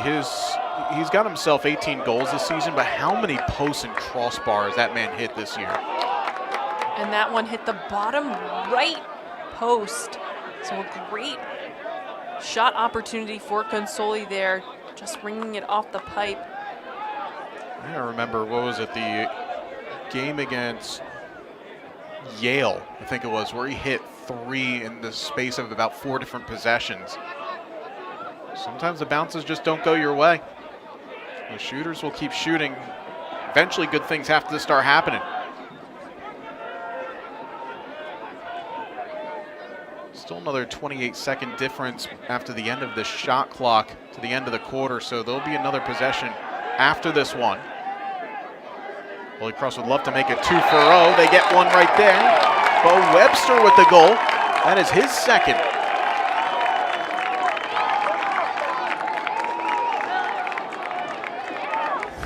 This was great ball movement out of the double team here. You're going to see the drive from Holy Cross draws 2 Fairfield defenders, but it's what you do with the extra pass, that next pass out of a double team, able to find Webster.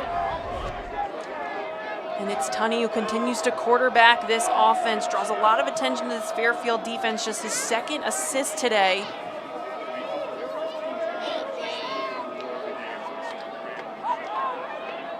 Now with 56 seconds left, it basically is going to be whoever wins this face-off will have the last possession of the quarter. It is going to be Shane McDonald. Really shrug off a couple of Fairfield defenders during that. McDonald's going to go on here, and he scores! That's going to fire up Holy Cross. Shane McDonald getting his second goal of the season. I was just getting ready to say, I think if you're Holy Cross here, you hold possession knowing that this Fairfield offense has exploded in this third quarter. Try to take that last shot opportunity, but it's McDonald. Nobody picks him up. Goes strong with his left hand, and they got a faux goal. Firing up Holy Cross. Now they're starting to see some offensive momentum. In the first half, we had a grand total of a combined 6 goals, 3 per side. 10 have come here in this third quarter. Fairfield had a 6-goal run. Holy Cross scored the first and the last 3, and now they have a chance to pull it back to within a 1-goal game.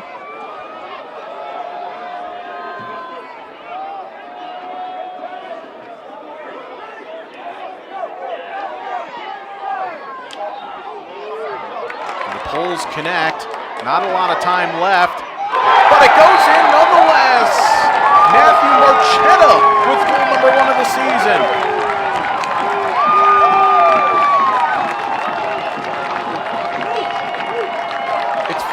Sports work 10 minutes ago, that was not a happy collection of fans below us. Now they're absolutely jumping for joy.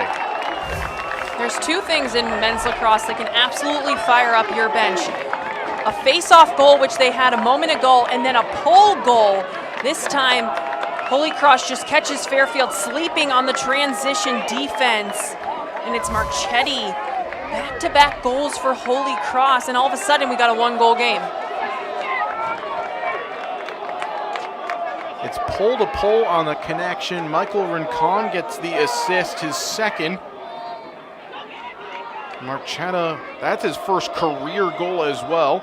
He played in 13 games last season. Violation on Holy Cross. Now Fairfield can get a look here. Still 12 seconds left to go. Fairfield are not shooting to the end with the game clock. So they've got to rely on their bench to count out the seconds. Delane with 3. Delane's got to throw it towards Cage, and that will do it. Capping off an entertaining last 15 minutes of action. Fairfield had a 6-goal run. Holy Cross closed with a 4-goal run. And it's a 1-goal game heading to the 4th. And we will have it for you next on the Stag Sports Network as you're watching a presentation of men's college lacrosse.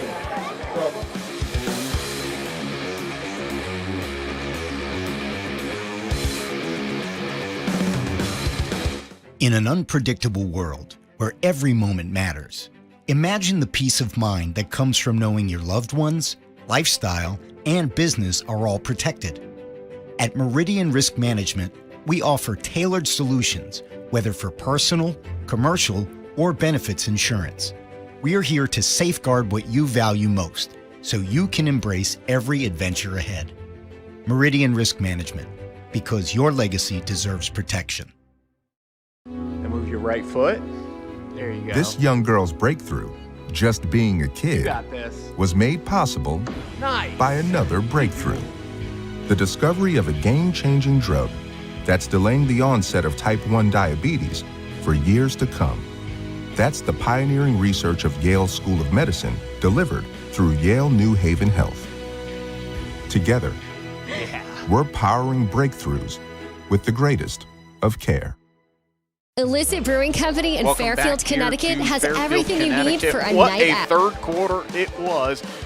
If you took an extended lunch break, thought that halftime was going to take a little bit longer than it did, well, you missed a lot, I'm afraid to say it here in the Stag Sports Network, so let's just reset it for you. Sam McDonald scored for Holy Cross 2 minutes into the quarter to give the Crusaders a 4-3 lead. Fairfield respond with a 6-goal run that spanned over a 6.5-minute stretch. Then Holy Cross scored 4 straight in the final 4:47, spread between 2 of their top attackers, and Aiden Cassidy, Bo Webster, their face-off man, and Shane McDonald, and then a pole goal that was assisted by another pole in Matthew Marchetta. That is a complete opposite of what we had in the first half of frenetic at times, a little sloppy at times, but then defense won that first half.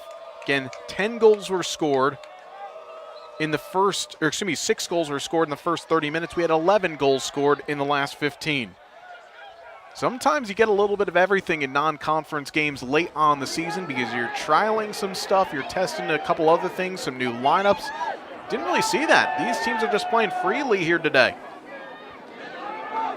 And we saw that 6-goal run opened up a 9-4 lead for Fairfield. Everything was going their direction in terms of momentum. They seemed like they were the team who was coming out of halftime strong, but then it was Holy Cross who finished the quarter strong on a 4-goal run of their own that saw a face-off goal and a pole goal to end.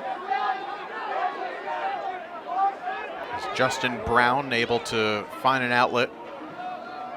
Fairfield had the ball with the final 20 seconds after a face-off. But we're going to go the other way. Foul on KJ Delane.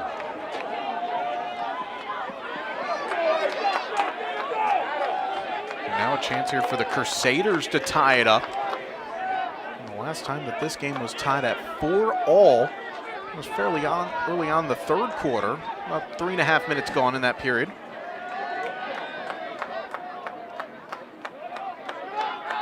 Aiden Cassidy sizing up the man that is fronting him as Julian Radosic, who is again an absolute monster in that first half. Whitney comes up with the save. He's got 11. And Fairfield win the ground ball. Now they're going to push tempo a bit here. There's numbers. Comes to Gilbert, but the pass took him off kilter enough. Gilbert now goes straight for goal, and he puts it away. It's now 4 for the senior attacker.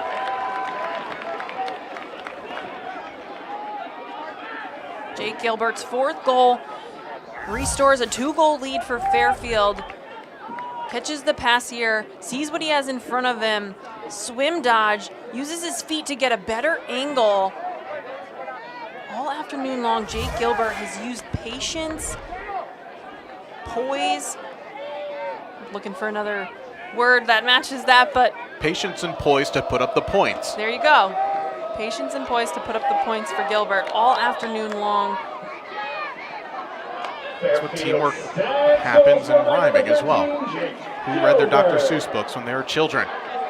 Nice dodge and the finish as well. Oh, that was pretty from Devin Lamprin. Devin Lamprin saying, wait, I've got some patience and poise of my own. He's used this little hitch dodge all afternoon long. Hasn't been able to find the back of the net since that first quarter 2-goal run by himself. This time here, pump fake, freezes the Holy Cross defender and then just drops his stick low.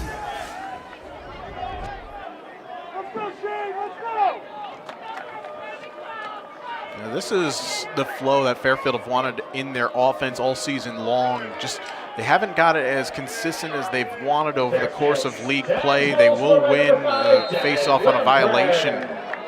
The assistant number 13, Jake Gilbert. Gilbert and Lamprin have combined for 7 of the team's 11 goals.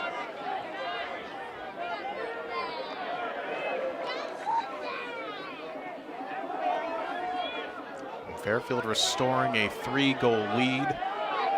Again, they were down early in the third quarter, 4-3, and surged with that 6-goal run.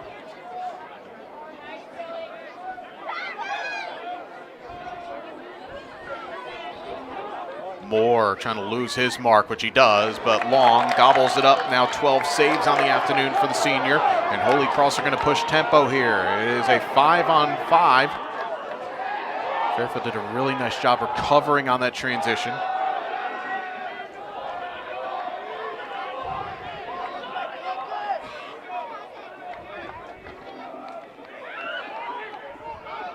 We've seen both offenses able to put runs together, extended runs together in that third quarter. It was Fairfield had that 6-goal run. Holy Cross answered with a 4-goal run of their own. Now Fairfield on a little 2-0 run. Let's see if Holy Cross can answer back.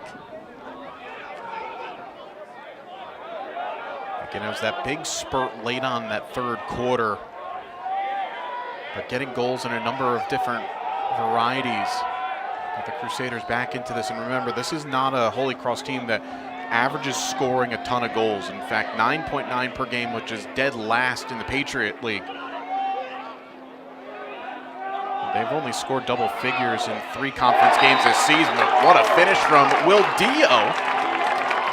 Just his 5th goal of the year.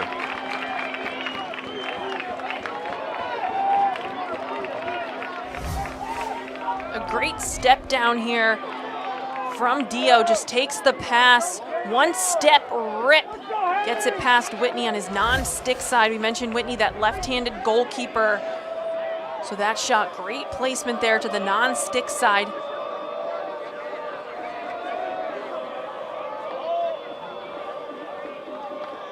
Well, if Holy Cross want to win this game, they've only scored more than 11 goals on 3 separate occasions this season. The most coming in a 14-8 decision over Merrimack. That was all the way back on February the 11th. So they're going to have to find that same form that they had back at the end of the third quarter to carry them forward here. Again, going against a Fairfield team that has had their defense become suspect over the last couple of weeks. Ever since that Providence win, an 8-7 decision up in Rhode Island, Fairfield have only kept one team in single digits since. I was giving up 7 to Hampton. I've allowed 16 twice, 15 in overtime against Yale, and a finish from the local product in Owen Tunney. And now it's back to a 1-goal game. Owen Tunney's been the facilitator this afternoon, this time scoring the goal off a Bo Webster assist, capitalizing on a miscommunication by this Fairfield defense, and that's not a player you want to leave open in front of the cage. That's Tunney, the leading scorer for Holy Cross. Tunney now with 4 points on the afternoon, again coming off of an 8-pointer against Navy. There's not too many teams, or not too many players, I should say, in the country that can claim that one. Push against Fairfield, so now Holy Cross a chance to level the score line. And during that run, last quarter, it was as close as a 1-goal game. That's how the third quarter finished at 9-8.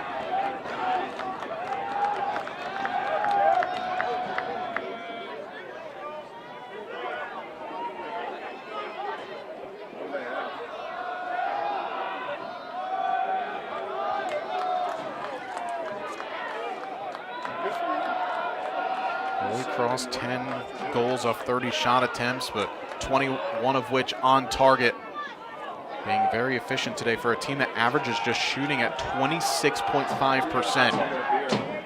Well north of that here. Ryan Botek reassesses.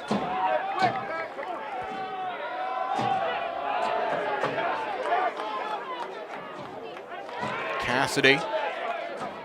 Oh, nice inside move, but the step up from Whitney to make the save. Well, Cassidy got all the way to the top of the crease, but it's Landon Whitney with the stuff save on the doorstep. It looked like Cassidy hesitated slightly, trying to see if he could look off the goalie, but there's no passing options available. Consoli in transition puts it wide of the mark. I don't mind Fairfield trying to push in that situation with the numbers, but their defense has been working there for a while, so ideally you'd wanted a breather.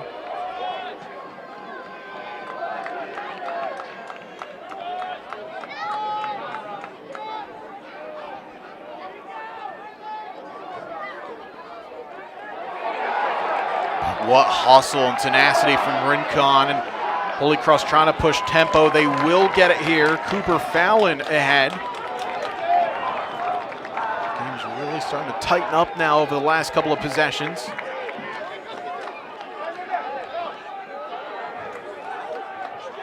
And Cassidy's drawn Radosic way off of his line. Thought for a second that the freshman was going to go there, but instead resets underneath.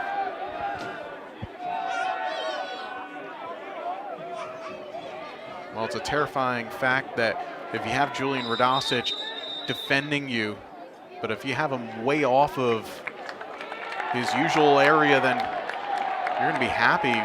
Flags on the field. Fairfield bench seems rather fired up. And I believe we're going to go the other way. And offsides on Holy Cross.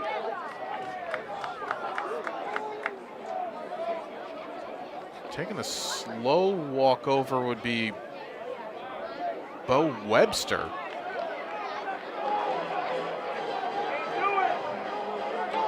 Okay. I'll admit, Brindley, I missed that one. And it's a locked in 1 minute penalty.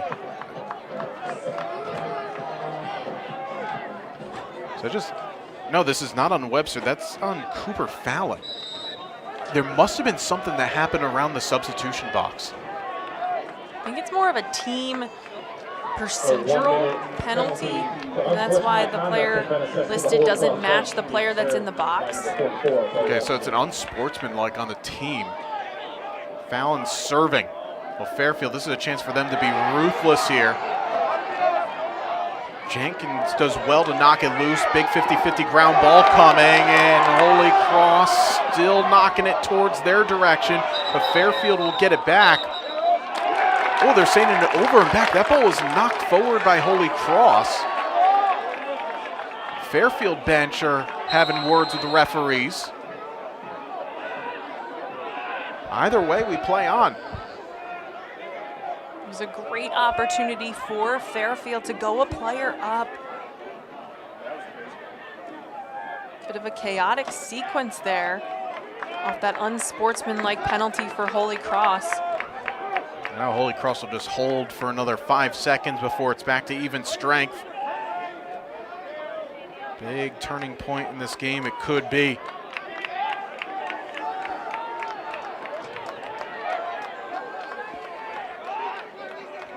We're now back to even strength here, coming up on 7 minutes left to go in this non-conference game. Both of these teams trying to get that momentum back right before league play resumes next weekend.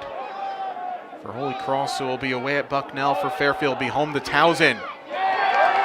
And we are tied. That ball kind of slipped through the cracks there, but Tyler Marmo puts it home.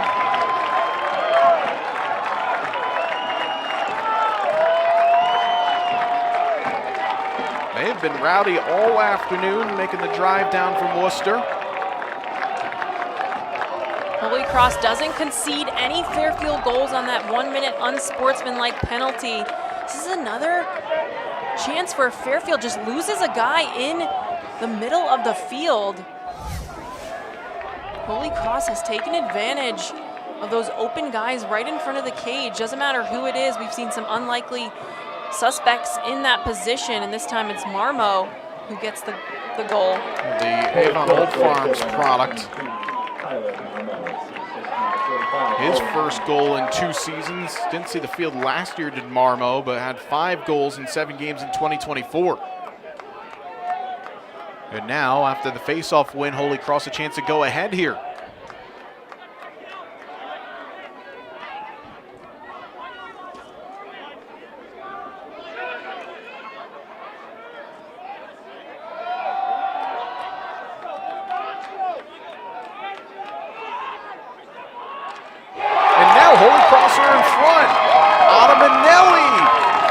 The defender and put it in top corner.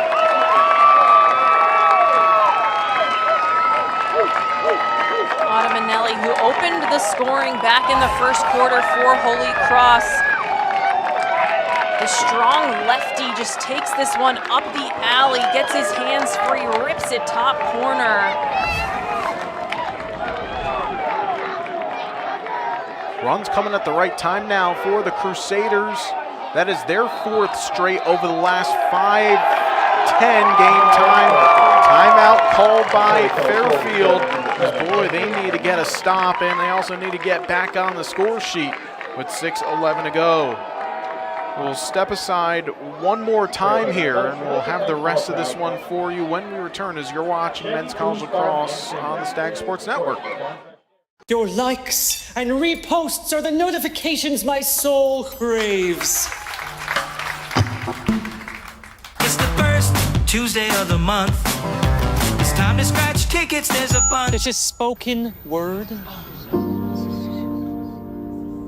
First Tuesday every month, new tickets, new prizes, exciting new chances to win take hold. First Tuesday never gets old.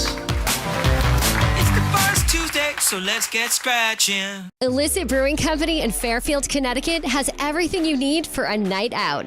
Dozens of house-brewed draft beers, guest taps, a full bar, live entertainment, dozens of TVs to catch the game, a speakeasy and game room, brew pub style food offerings, and more. This commercial isn't long enough to show you everything Illicit has to offer. So come see it for yourself. Illicit Brewing, 111 Black Rock Turnpike in Fairfield. IllicitBrewing.com.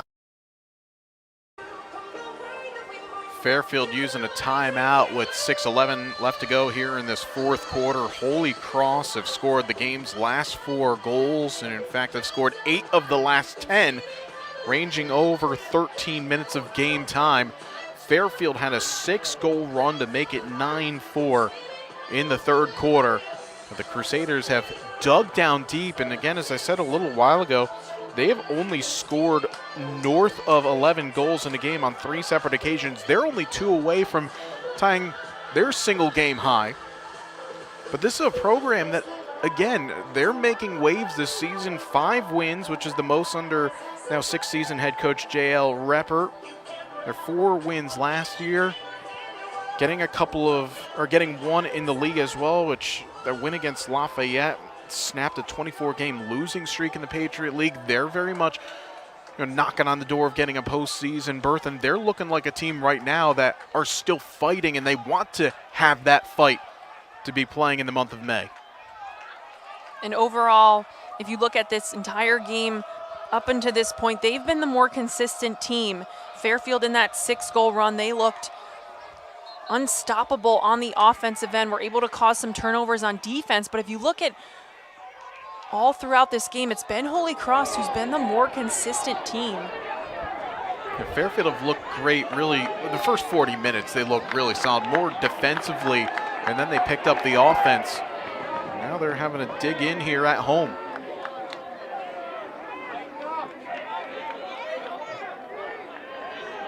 It should be said that Fairfield are getting the results that they need from elsewhere to stay in that battle for that 4th and final CAA tournament spot, with Drexel leading Hofstra by 10 with 2 minutes left to go down in Philadelphia, and Stony Brook leading Monmouth by a pair in the 4th quarter.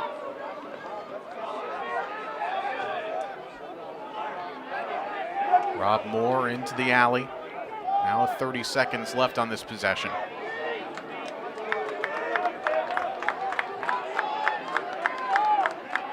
Hofstra doing a nice job at forcing, or excuse me, my apologies, folks. Holy Cross doing a nice job forcing Fairfield around the perimeter as Gilbert puts that wide, and the run out goes to Holy Cross. Nobody behind the cage for Fairfield to run out that missed shot by Gilbert. So it's back to Holy Cross.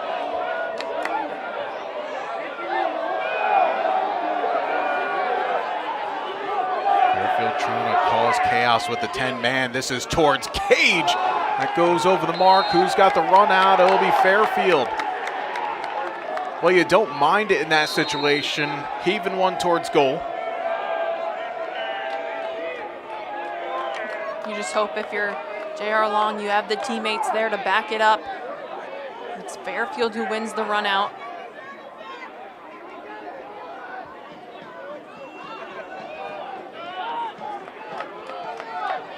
Stags will get another look here. Again, possessions now starting to become few. You have to maximize everything at this point. Delane puts it wide. No one was close by, so another run out going to Holy Cross. Back-to-back heads-up play for Fallon there, realizing Fairfield doesn't have anybody behind, so he wins the run out. Gains possession back for his team. On a big ground ball taken. Whitney off his line, and Holy Cross double their lead. Owen Tunney putting it home.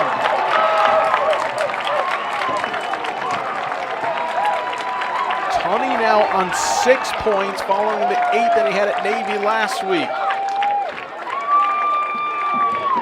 Fairfield trying to use the 10-man ride to turn over Holy Cross in their clear. A stat they only clear at 81%, so susceptible to those turnovers in the clear. But then it was almost a race between Tunney and Landon Whitney. Whitney just unable to get back to the cage. And it's Tunney, 2 goals now for the sophomore to go along with 4 assists. Procedure on McDonald, so Fairfield will have a look. Back-to-back one-and-done possessions. Holy Cross are really at this point trying to dig in and make one more stop. And Fairfield need to be basically perfect on offense going forward the rest of the game. And it might sound simple, but if you're Fairfield, one thing you have to make sure of is you have somebody behind to back up those shots. Now that you're chasing a 2-goal deficit, you're going to increase the quantity of your shots. So make sure you have somebody behind able to win those runouts.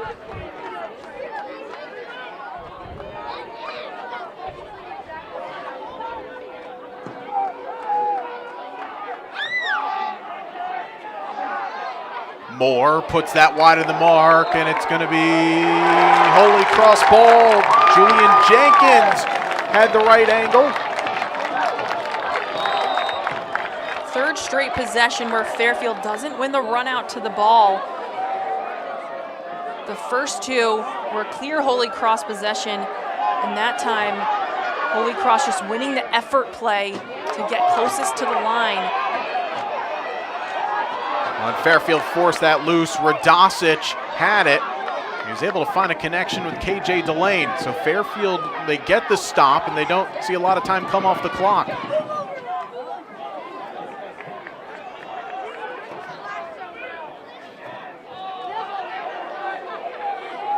Talk about how this almost having an air of postseason play where you need to get the job done down late. This is a situation right now that these teams are going to face at this time of the season.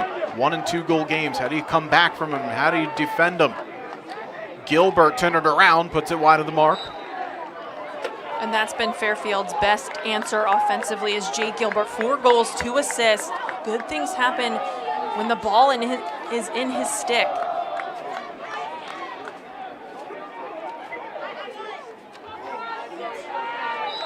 Still plenty of time in this possession, but timeout is going to be taken by Holy Cross, so we'll keep it right here. I like this decision from the Crusaders if they had 2 timeouts. They've already used one of their timeouts here, so if you get into a tricky spot, if you get a stop, then you can't slow things down. But what this does allow for JL Reppert is if you do get a stop here, you can basically diagram what your next offensive sequence is. Fairfield now, they're just going to get a chance to set up one play, and the play that you have to figure that's going to go to either Devin Lamprin or Jake Gilbert. We usually see coaches in this situation late in a game call timeouts on the offensive side of the ball. JJ Reppert, knowing how important this defensive possession is, and like you said, can also kind of diagram what he wants to happen on the offensive end. Say his team does get a stop here with 42 seconds left on the shot clock. On the flip side, does give Fairfield a chance to regroup in a bit of a chaotic last couple of minutes offensively for them.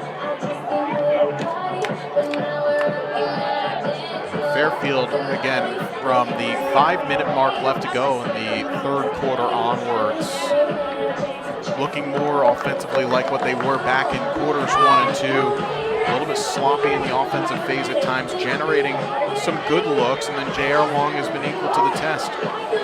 Really nice crowd here on this Saturday afternoon, taking advantage of the beautiful weather that we have here. Of course, with Holy Cross, about 2 hours or so from Worcester to make the drive down here, and plenty of players that played their high school ball in the region or are from the region. Exactly what you want at this time of the year. Landon Whitney, no knock on him, making a dozen saves on the day. I think probably this has been his best performance in a Fairfield jersey, which I know, again, is kind of crazy to say when you've seen a team give up 13, but he's done exactly what he needed to do. So here we go, Fairfield with the possession here. Still, again, just under 40 seconds on the shot clock. Lamprin loses his man, but puts it wide. Even then, it felt like there was a little disconnect from Fairfield. These late game situations, want to make sure you have the ball on your playmaker's stick. And they get a good look, and it goes home from Jackson Newell. Great little no look. And Newell, just his 3rd goal of his season. Bit of a disjointed Fairfield possession late in this game, but it's Newell with a great left-handed cut. If you catch the ball there, your momentum is going all towards the left side of the field, so shooting back over to the right. Great job there from Newell. Now that goal at the time when it came is important as well. Still 1:48 left to go, so there will be multiple possessions left in this game as Fairfield will win it Andrew Caston gobbles it up. Now Fairfield have timeouts to work with here. Andrew Baxter is right next to the referee. Might just allow things to play out for a moment or so. Because Holy Cross, they don't have any timeouts to work with here, so if you use one, you allow your opponents to set up. Newell. Consoli goes underneath.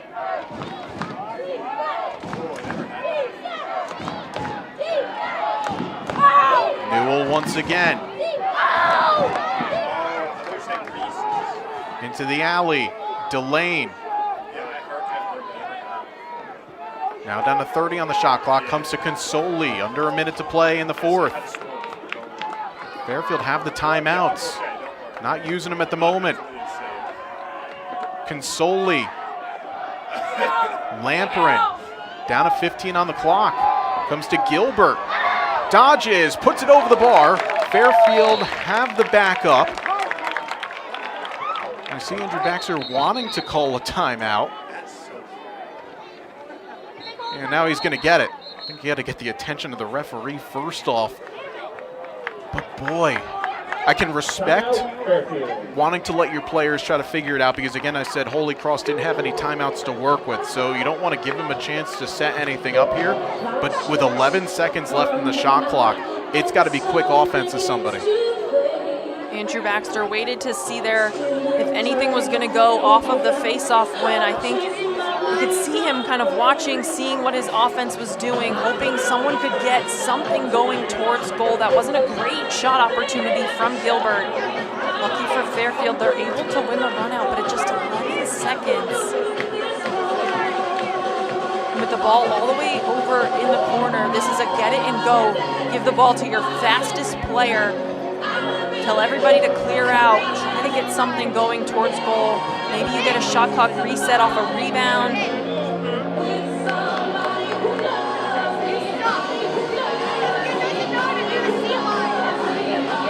Let's see what Fairfield are going to set up here from this set. Again, if you're looking for quick and just get a shot almost immediately, you'd like to think Lamprin's going to be the one that will take it. But also, Holy Cross would probably know the same thing as well. That's why Jackson Newell getting the look on the last possession. It's probably a little bit of a wrench in the plans of the Crusaders defensively. Here we go. 34 seconds left again. We believe Holy Cross are out of timeouts. Both teams have had 25 shots on target. Fairfield with the +7 in overall shots. It's going to be Rob Moore who takes the ball from the out-of-bounds line. He's got to go quick. Now it's 6 on the clock. Moore. But there's going to be a pick on Fairfield. Turnover with 24 seconds left. And again, Holy Cross, they don't have timeouts. They just got to hold the ball, but they also have to get it across midfield. Dangerous pass. This will go out of bounds with 11 seconds left. Radosic has got to get it up quickly. And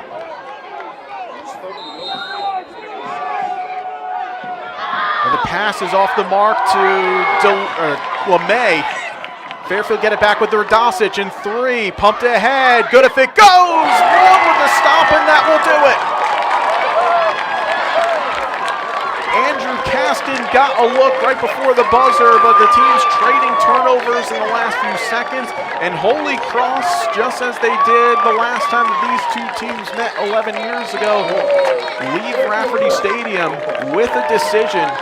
And for the Crusaders, they're now at 500.